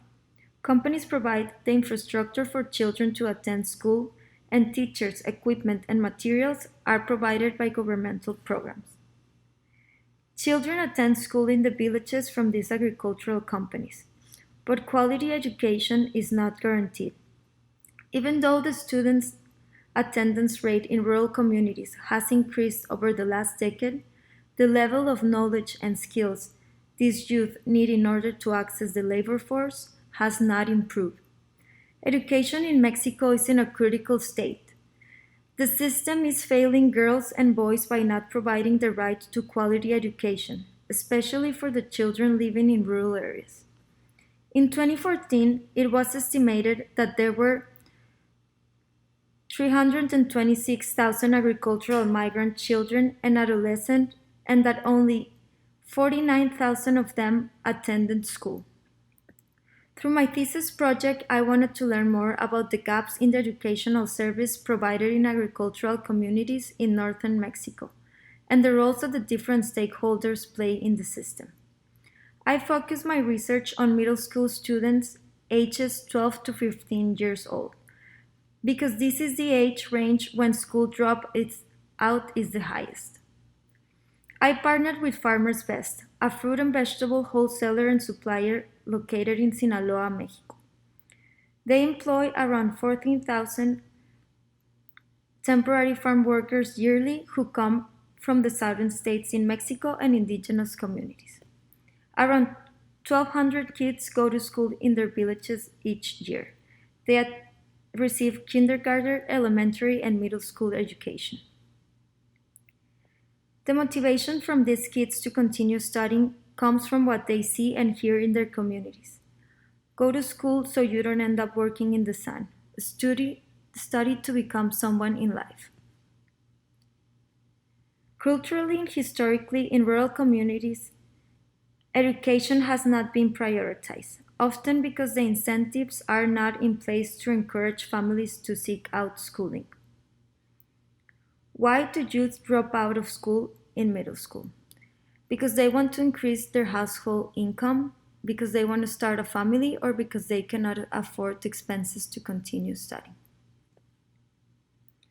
Without a clear path that leads them to a different life than the one they know, it is very difficult for them to stay motivated to pursue a higher education degree that will give them access to greater social and economic development.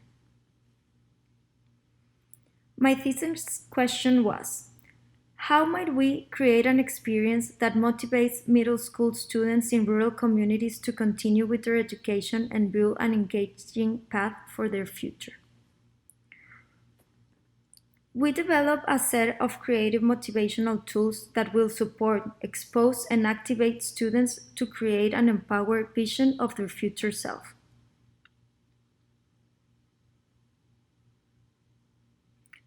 Our guiding principles were design for the user, recognizing origin and contents, is practical to use and with low budget materials. The skills that will be practiced to the different models are self-reflection, self-esteem and self-worth, collaboration, and problem-solving skills.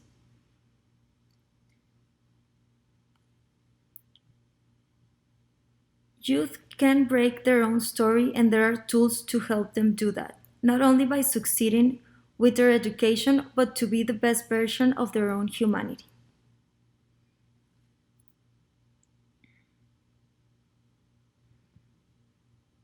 This is the toolkit we developed, and it has a card game and workshops that I will explain later.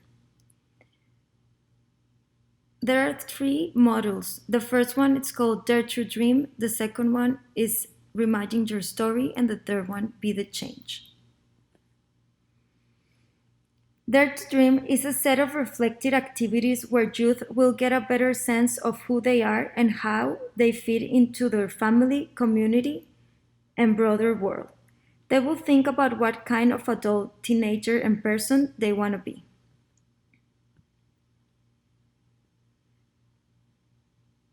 Students will get a better understanding of themselves and their cultural identity and what is most important to them. This is the identity wheel where students will get a better understanding of who they are. And through this worksheet, they will practice what they value the most.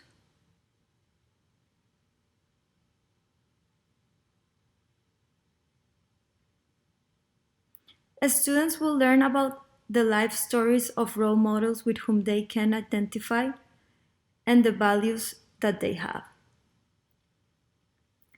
Through role model cards, a value card deck, and a reflection worksheet, they will ask questions about what are the values of these role models and what are they doing to practice those values.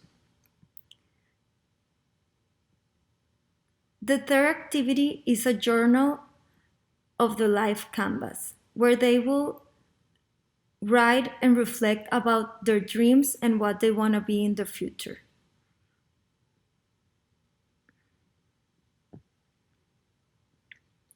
The second module, it consists of that teachers have to invite a role model to talk with their students. This will connect students with role models for their community so they can question their beliefs and their values.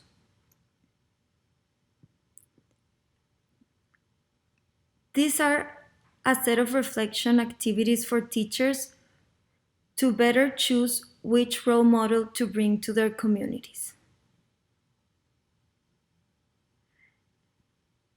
And this second worksheet is for students to reflect on what inspired them about the speaker and important questions they want to ask to the invited speaker. The third activity is a hackathon called Be the Change, where students will develop skills to think creatively about how they can make a positive change in their communities using the Design for Change methodologies. These methodologies consist in a creative problem-solving skills and practice where they have to feel, imagine, do, and share the changes they can see in their communities.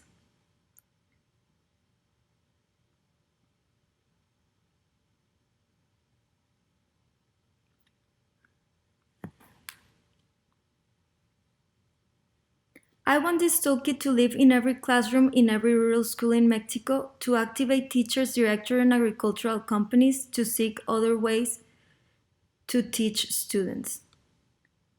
I want to make social and emotional learning, education, and exposure to role models the new norm.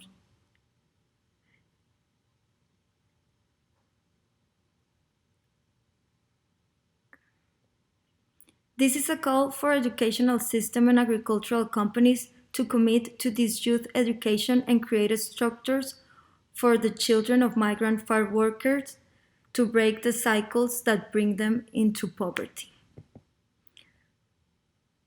Because the school we want should be always proportional to the size of our dreams.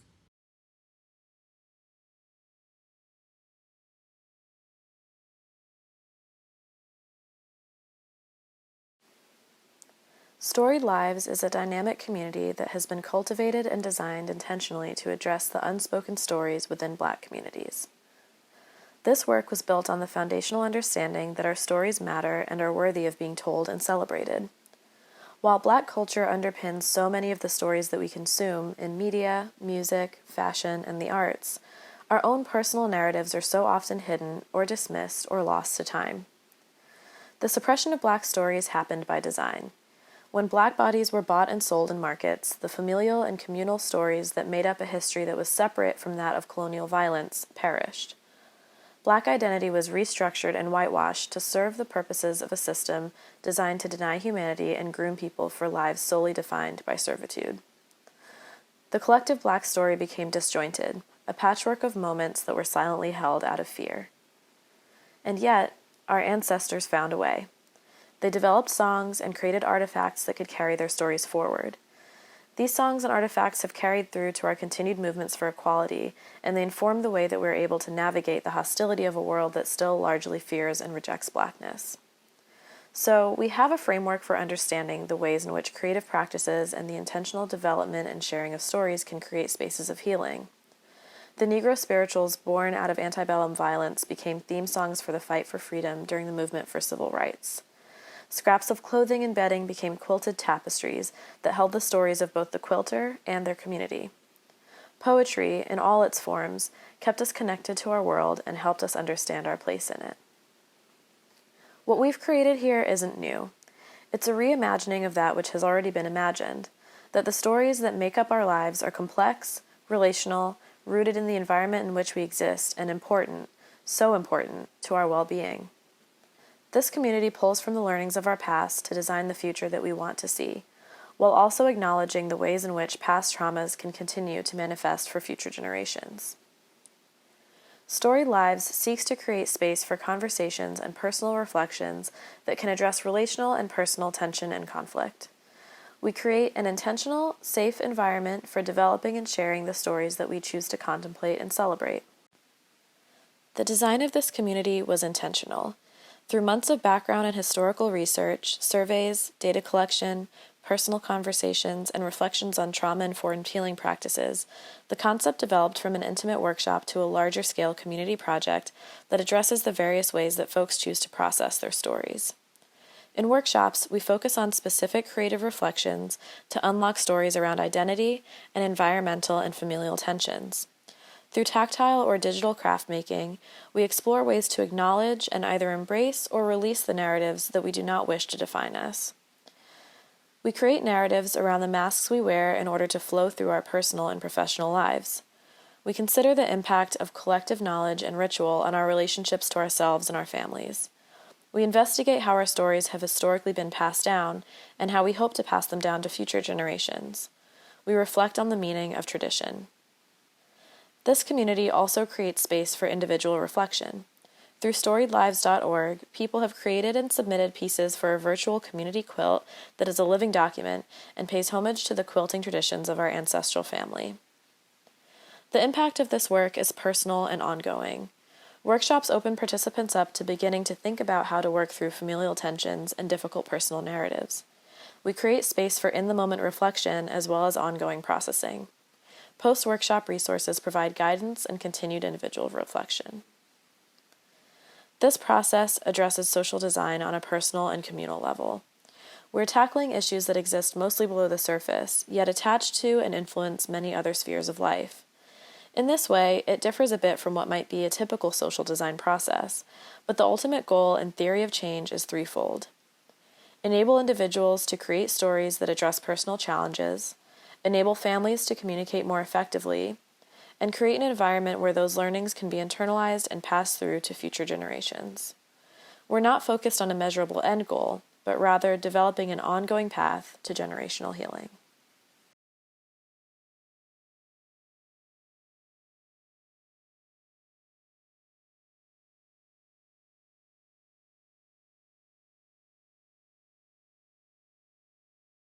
Hi everyone, I'm Dorothy. Today, I will take you on my journey in creating social intervention called It Is Your Turn. When I came back to China last summer, I realized that my parents are going to retire. They had lived about 60 years. According to current statistics, they are seniors and still need to figure out how to spend the next few decades of their lives. Today, for the first time in history, most people can expect to live into their 60s and beyond. This reflects our successes in dealing with disease and mortality in older ages. When combined with marked falls in fertility rates, these increases in life expectancy are leading to equally significant changes in population structure, population aging. By 2050, 1 in 5 people will be 60 years or older, totally 2 billion people worldwide. The 2030 Agenda for Sustainable Development makes it clear that a healthy life and the right to health do not start or end at a specific age. They apply to all ages, including the later years of life. If we are to achieve the Sustainable Development Goals, we will therefore need to take account of the rapid population aging that is occurring in almost every country. This demographic transition is unprecedented and will impact almost all aspects of society. Longer lives bring great opportunities, including the possibility of rethinking how our entire life course might unfold. But these opportunities are very dependent on people maintaining good health into older age. Unfortunately, evidence suggests that many older people today experience much poor health than we know is possible. And for older adults with significant declines in capacity, supportive environments and integrated care systems can ensure that they live lives of dignity and continued personal growth. Aging perceptions can have powerful implications for older people.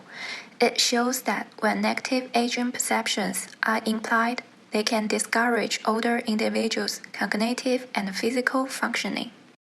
We need to develop a fresh conceptualization of healthy aging as being much more than the absence of disease, and offer comprehensive guidance to countries and development partners on how to foster the functional ability of older people to be and to do what they value. We are currently living in a time where New York City alone has 1.55 million adults over the age of 60, which accounts for 18.2% of the city's population. This shift in age demographics raises significant health and quality of life challenges for both aging parents and their children. A report from the Center for an Urban Future found that immigrants are almost half of all elderly New Yorkers in the city, and that they are driving the population growth among elderly people in the city. Asian Americans are one of the fastest growing ethnic groups in the US. Many of these immigrants are older adults. Chinese Americans are the largest group and also the oldest, with a long life expectancy. There is a limited research about Asian American groups. As Chinese Americans are immigrating into the US in larger numbers, growing old and retiring in the US, understanding their life satisfaction could shed light on their quality of life, as well as inform policymakers and community organizations of future needs for social services. I want to learn what society and design offer them to make sure the retirement life is fulfilled and happy. Self-Help is one of the largest senior service agencies in New York, including one innovative senior center, Benjamin Rothenthal Prince Street, which is located in Flushing, Queens, and mainly focus on senior Chinese immigrants. It serves more than 20,000 older adults in a variety of educational and social activities. Their mission is to provide quality services to members to meet their daily nutritional, emotional, physical, and social needs. However, spoken with lots of older adults in the senior center, I found common barriers among these older adults is social participation. They lose contact with their friends and relatives, lack a supportive community, and describe attempts to avoid social opportunities. This lack of capacity for elders socially engaged in their communities, which leads to a series of negative impacts of social isolation and loneliness. Better understanding of their needs can improve the quality of life for older adults and is associated with better health. In addition, older adults who are socially engaged in their communities can share their knowledge, talent, skills, and experience, allowing them to contribute with a positive and powerful impact. Raising awareness of social engagement among older adults is critical to enhancing their well-being, improving health outcomes, and motivating positive behavior change. But it's common that older adults also need an approachable way to communicate their needs to the senior center, so that the senior center can collect data to make informed decisions on how to better serve older adults. So, this is where It Is Your Turn comes in. It Is Your Turn is an engagement board game combined with an in-person feedback that motivates older Chinese immigrants to formulate, express, and share their needs with experts in the local senior center, and to inspire the senior center to improve their services for older adults. The goal of this game is to bring open-ended conversations between older adults and the senior center, so that older adults can build their capacity to contribute their own community, and the senior center can provide better services to their memberships. So, why a game? Through my interviews and observation in the self-help senior center, I found that an existing aging-friendly board game, Age-Tastic, is one of the most popular programs in the senior center. It provides an interactive way to educate older adults, connect them with each other, and also help them easily participate.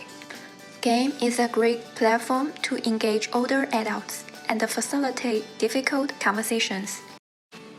This game allows both older adults and the senior center staff to play. It was divided into 3 parts, red, white, and dark blue, as you can see on the screen. Red and white blocks focus on the playful elements and also provide some educational information. Dark blue blocks are the main parts of the game, which are called Seniors Creation Idea Cards. Based on elders' daily life, I create some scenarios that let them think about some open-ended conversations. These functions cards are also divided into 3 parts. The first part is called Tea Party Time. It's an icebreaker sector which aims to let older adults socialize with others and share their own stories, opinions, concerns, and emotions. The second part is called Senior Center Improvement Plan. It's an ideation sector which aims to build a bridge between older adults and the senior center. It allows older adults to use their knowledge, talent, skills, and experience to communicate their needs and increase their awareness of issues. Meanwhile, inspiration the senior center to prove their services. Last but not least, this part is called It Is Your Turn. It's also the core part of the game, and this sector aims to lead older adults think out of the box and challenge themselves.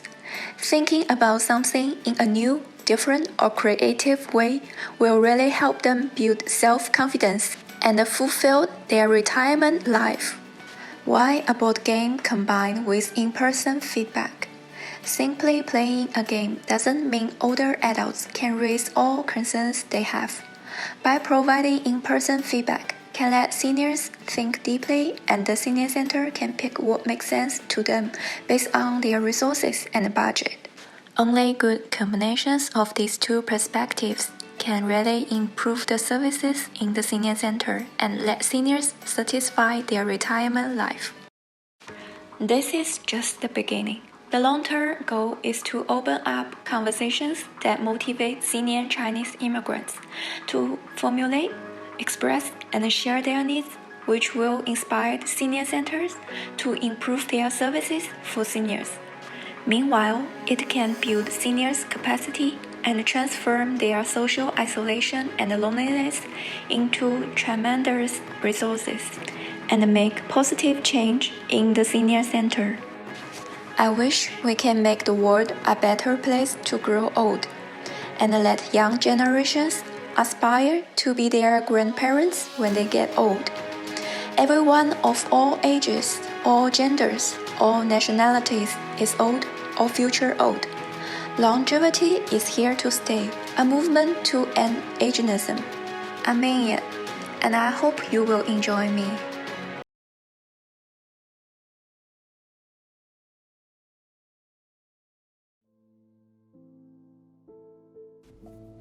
New York City is the land of opportunity, but I didn't know everything would be so hard. I came from my home country of Yemen, and I miss it every day. Still, I'm hopeful with my new life, and I've always dreamed of having a job. I knew I wanted to get a job when I moved here. The first thing I did was learn English. I studied every single day. Nothing changed overnight, but I kept studying and made progress. I am in English classes with the Yemeni American Merchants Association. My family is the most important thing in my life, and I need to balance both work and family. But is it even possible? For me, being a working mom is about planning. I finished my university degree while I was pregnant and had 2 children at home. I focused on always having goals and discussing them with my family. So if I manage being a mom while working, I heard I need a resume and I need to know how to interview. Where can I go to prepare for all of this? I learned everything about applying for a job through a local NGO. I really want a job, but how do I even start finding one? I've learned so much and I had to do it myself, even when it was hard. I'd love to help anyone who's going through a similar journey. Both of these women are Yemeni immigrant mothers living in New York City. Both are hard workers and dreamers. Yet these women don't know each other's stories. Yemeni women are so rarely recognized as role models that their remarkable stories are simply never told. As powerful as this connection could be, today they don't have the time or space to learn from each other. But what if they did? Let's back up. This woman who we call Ramla represents a whole community of women who live in the Bronx. For them, to get a job, they first need to go through several steps. The first step is family support. Some of the community sees work as her contributing to the family, and some want to preserve traditional family structures. These conversations are hard and they take courage. The second step is childcare. Ramla is a mother first and foremost. In her culture, it's common that her extended family might help take care of the kids. But since the Yemeni war has separated her from her family, she doesn't have that option. She wants a childcare service that shares her cultural values and is affordable. To weigh all of her options, she needs information and she needs space to think so that she can make the crucial decision of choosing a childcare option that's best for her. Next, Ramla knows she needs to learn English. She currently depends on people around her for English help, even with daily tasks, and that really hurts her confidence, which in turn prevents her from seeking out opportunities. Last, Ramla needs more information on the career process to properly plan her goals. Ramla is overwhelmed by all the document requirements and formalities that are needed in the bureaucratic American job-finding system. Her English language limitations, lack of time, and siloed community also create an information gap from her understanding this process. She doesn't use the career guidance resources available to her because she doesn't know that she needs them. Furthermore, since in her culture she may not be expected to work, Ramla needs the time and space to set goals and to take a personal journey to understanding what her own wants and dreams are. She knows she needs perseverance, but the end goal feels so far away that sometimes she just wants to give up. Each woman in Ramla's community has a unique journey, but they all have the same needs. Without the space to discuss their journeys together and with no visible role models to turn to, Ramla feels alone. What if we could create a safe and supportive space for Ramla and her community to reflect on their career goals together? What if we could uplift the stories of underrepresented Yemeni immigrant women so that Ramla has representations of what is possible? What if we could help Ramla navigate through New York City's job application processes in a culturally relevant way so that she has all the tools she needs to succeed? Enter Sisters Can. Sisters Can is a collection of role model stories, reflection prompts, and goal-setting tools for Ramla and her community.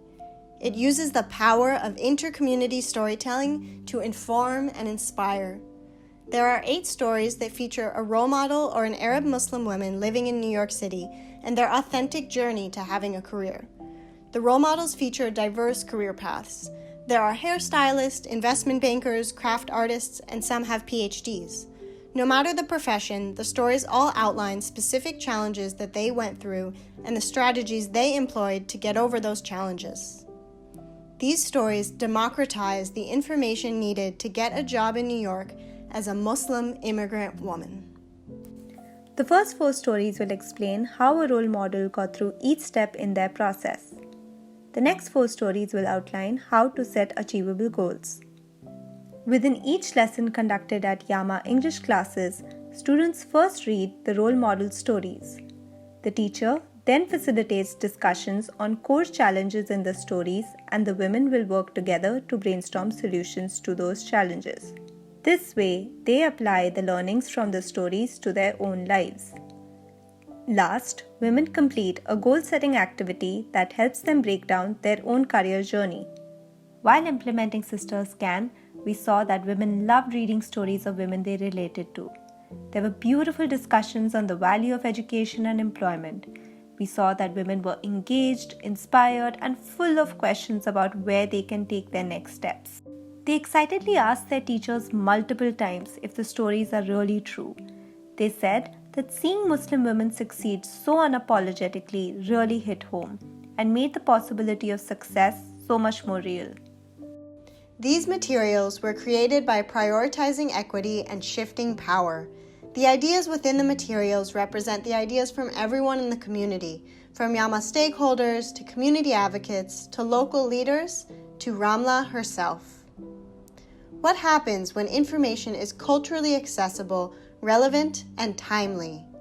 What is the impact of a story? And what is the power of connection? When marginalized communities have access to role models, they have access to imagining alternate futures for themselves. They have access to hope, to encouragement, to knowing that they can achieve. When communities have access to role models, they have access to imagining what's possible.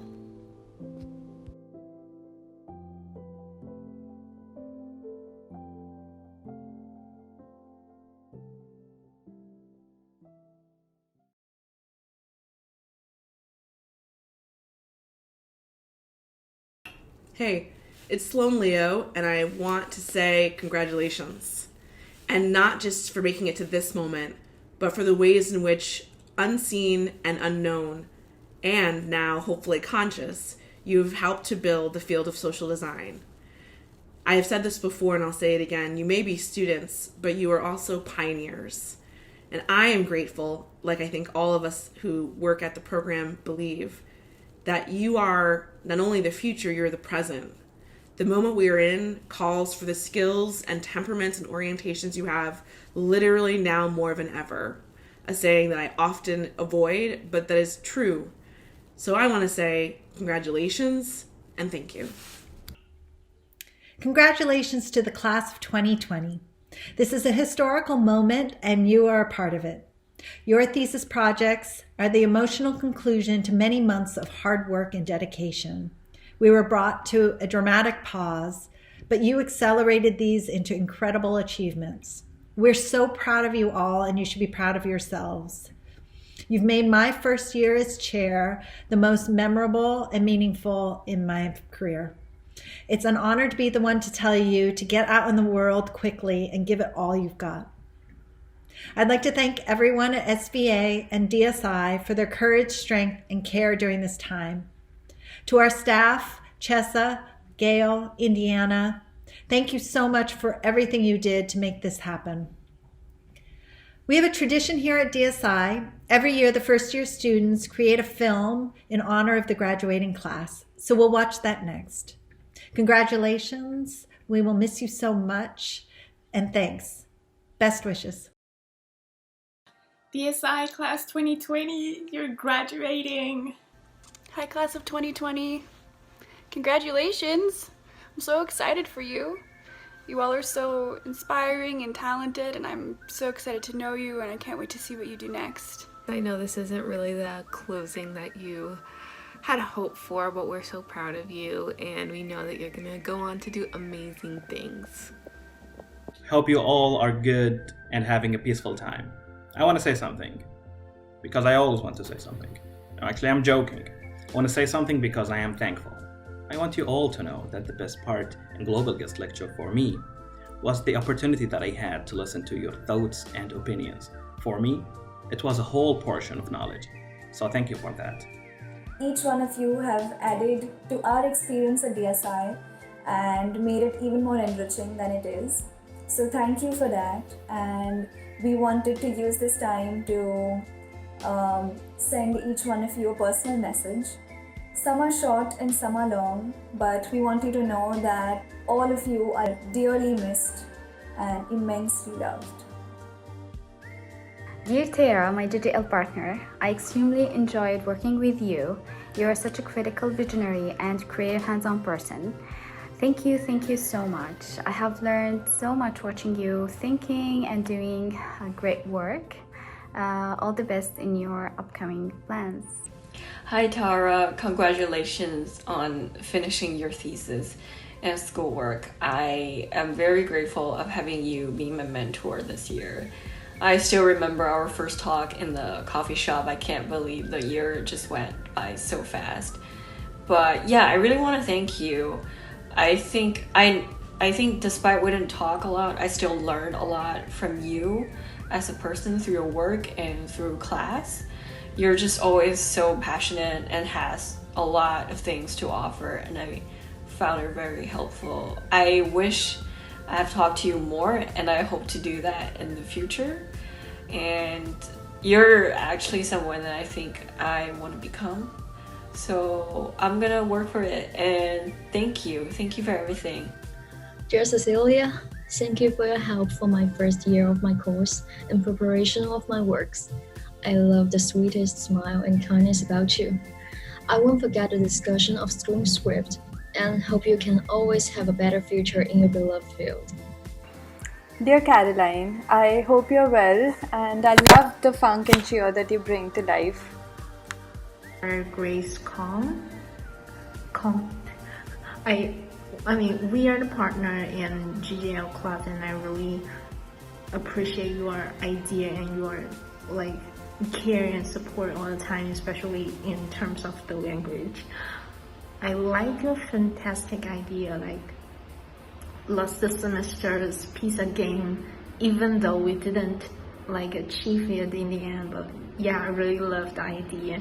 And thank you for your care and support all the time. And I think we have a really good collaboration. So at last, I hope both of you have a promising and bright future in cheese. Great. Thank you for being my mentor. We didn't have much time to work with or talk with, but you're always in my mind. The CBA 졸업하게 될 텐데 테시스도 너무 궁금하고 다른 그레이스랑 어떻게 했는지 남은 시간 잘 마무리해서 좋은 결과 있었으면 좋겠고 기회 되면 또 같이 만나서 남은 시간 있었으면 좋겠는데 어떻게 될지 모르겠네. 행운을 빌어요.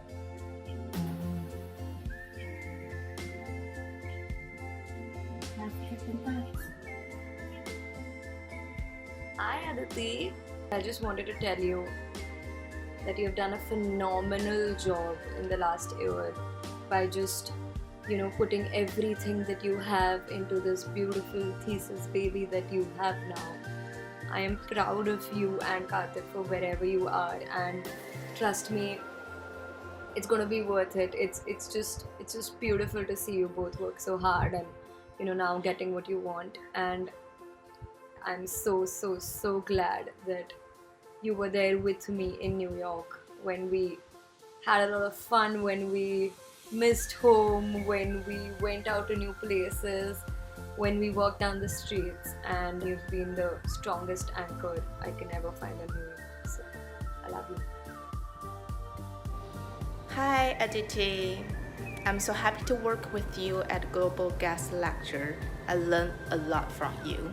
So congratulations to you for accomplishing the challenging task of social impact design with international community, and best luck of continuing to do this work, whatever may take you in the world. Good luck. Hello， 恭喜你毕业啦！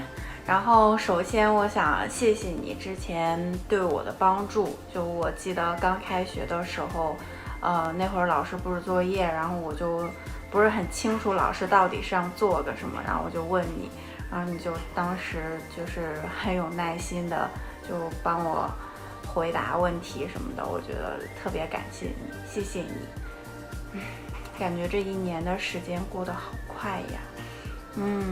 祝你毕业一切顺利，然后如果你以后有什么需要我的话就随时说。还有就是我觉得你笑起来特别好看，就你笑起来会有个酒窝，然后就特别甜。然后毕业快乐，爱你。Hi Jen, thanks for working with me on GGL.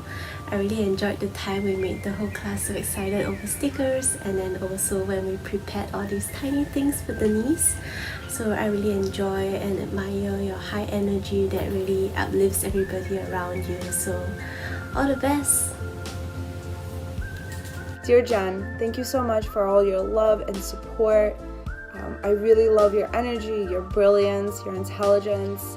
And one memory that I have of us is when we went to the coffee shop and just talked for hours about everything. I really hope that we get to do that in person soon. Hey Dhara, just wanted to send you a little love today and say that you're so awesome, and I'm so thankful that we got matched as a mentee pair. And I know you say that I'm your mentor, but you really have helped me and inspired me and pushed me to think beyond what we're given, and to continue to challenge myself and to challenge everyone around me. And for that, I'll always be grateful. I know you're gonna go off to do amazing things. You're already doing amazing things, and I know you're gonna continue to inspire everyone around you. So I love you, and I'm proud of you, and I hope that you get to celebrate all that you've done this year. Dear Dhara, you're graduating, and I'm so happy for you and so proud of you. It's been really inspiring to see you going through this whole process and finishing and closing up with such an important project. Thank you. I'm very, very, very grateful for many things, but especially for your generosity, just being very honest. For now, I just want to say that I'm very proud of you. I'm very excited for you. I know that you're gonna keep being the badass that you are, and I can't wait to see where life takes you, because it's gonna be exciting. And yeah, love you. Dear Alicia and Ilana, it's time to say congrats. You are so smart, creative, and supportive. Alicia, my mentor, you were so generous and available to help all the time. So thank you for that. Ilana, your constant checking and advices meant so much to me. I'm so grateful for doing business with you, brilliant ladies, and super proud of your intervention and all the excellent work you've done. Celebrate your achievement, and I hope to see you always shining. Hi Alana. I just wanted to congratulate you on finishing your thesis and working so hard over these past 2 years. I feel like you've really been open to learning and listening and creating safe spaces for people, and your thesis really exemplifies that. I'm just so thankful for all the listening that you've given me, for the gift that you've given others and your facilitations. And I just hope this next year that you find more opportunity for facilitations, that your career would be defined in many ways on how you've spent these past 2 years. So I'm thankful for you, and I can't wait to celebrate in person, but know that I will be tuning in virtually and can't wait to see your thesis video and also see you be amazing on the thesis panel. Hi Sarah, I'm Haley. I made this video because I want to say congratulations for your graduation, and I'm happy that you can be my mentor and you helped me a lot. But it's a pity that we haven't had meal or coffee together. But I hope you can be very healthy and happy right now, and I wish your thesis show can be a big success. Fighting! Hello Kartik, I'm Sylvan. I hope this finds you well. It's a really great experience to me to being a partner. We did a great job in creative reflection and the interview as well. I really saw your energy and creativity. You are so awesome, you know. I really look forward to see your thesis as well. So, good luck, and take care. See you. Hi Kartik! You're graduating! It is such an achievement that you are where you are today, and you are able to showcase your work, and it's just beautiful. And I have seen you both go through a lot of things together, and you have made sure that you have stuck with each other through this process. I want to thank you for everything that you have done in the past year. I still remember opening up that little sheet and being very excited seeing your name in it, because you just made me feel comfortable and feel accepted, just accepted in the big cities. So lots of love, wishes, good luck, and I miss you. I want to thank you to my mentor Sky. I think you really taught me a lot of useful experiences in DSI. And I also want to thank you to my friends in second years, Kexin and Joey. Thank you for inviting me to your house and cooking for me. I'm really looking forward to seeing all of your projects in the thesis show. So, to Damian, my DSI mentor, thank you for being helpful, supportive, and very kind. Keep your spirit, energy, and vibes just as great as they are. Damian, hi! Congratulations on graduation. I made the best decision of this year by joining CSI. I have to thank you because I have learned so much from you. You're really such a loving person and such a caring person, so inquisitive, so curious, always asking questions. I just love that energy, and I love the enthusiasm that you bring to every conversation. I think that's a skill I'm really trying to pick up from you. Thank you for helping me out at CSI, and I've really enjoyed working with you. Dear Vanessa, thank you for partnering with me in Global Guest Lecture. I love how passionate and gentle you are, and our cooperation is the best. And you are always so stylish every day. I hope one day we can reunite and have a drink together. Love you. Hi, Andrea and Dorothy. I'm happy to know you and talk with you at DSI. Congratulations, you graduate. Graduation is not the end of the tough journey, it's the beginning of the beautiful one. So good luck and happy every day. To my mentor Danielle, you're so special to me. Congratulations. Thank you for always being so supportive and kind, and thank you for sharing your strawberries with me. I just love being around you, and I can't wait to see you again, be in person when all of this is over. But in the meantime, celebrate yourself. You did a great job. I can't wait to see what's next for you, and I can't wait to see you in person, and I look forward to it all. Grace, hi. Wow, you're graduating. Congratulations.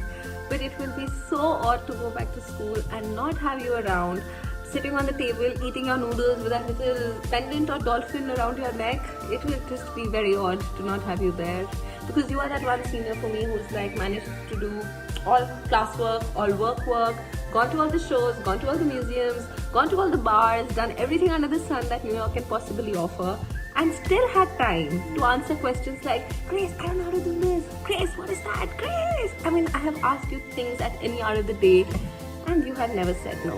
And you have always been so encouraging, and you have always been so positive, and you've always been like, yeah, this is what you should do. Yeah, why don't you try this instead? Do this, do that, do this.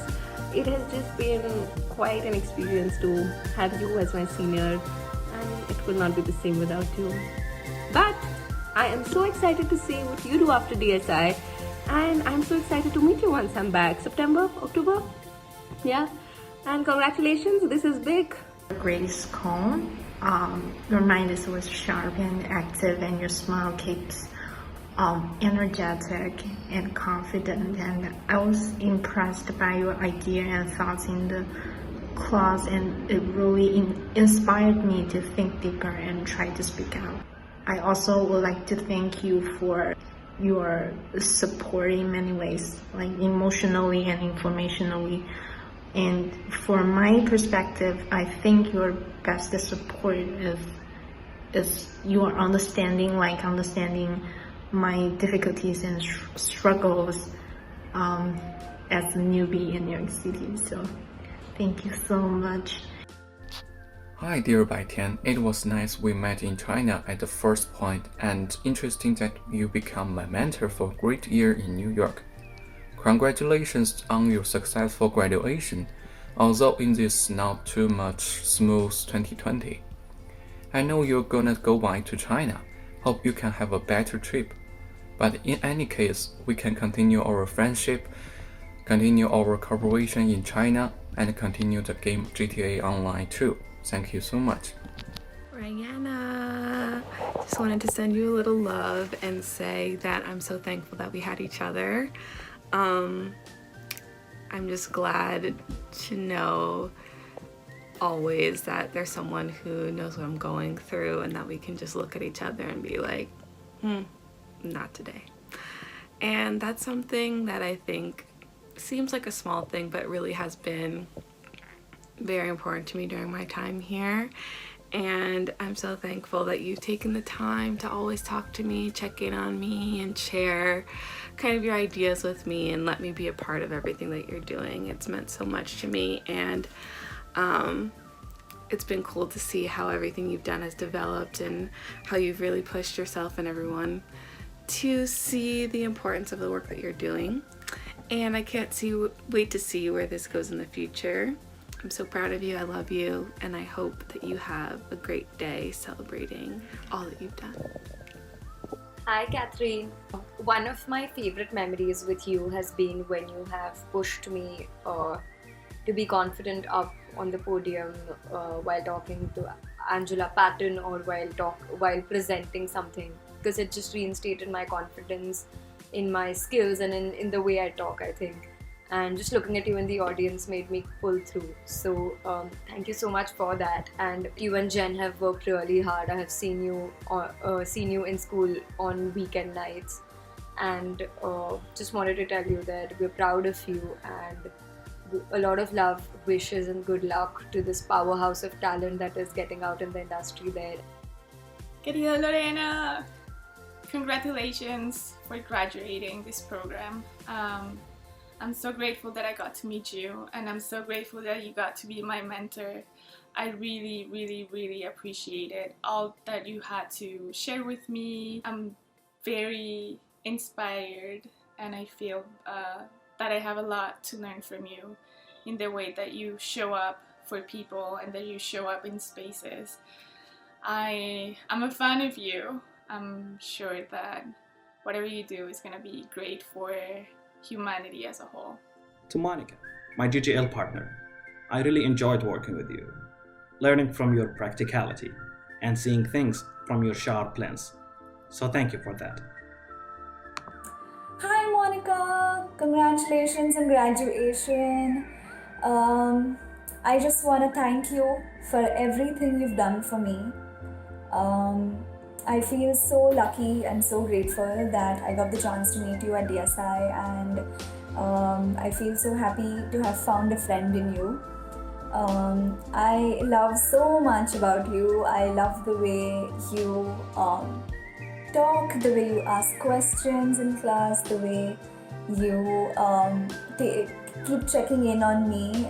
You've checked in on me like multiple times, keeping your work aside, having long conversations with me.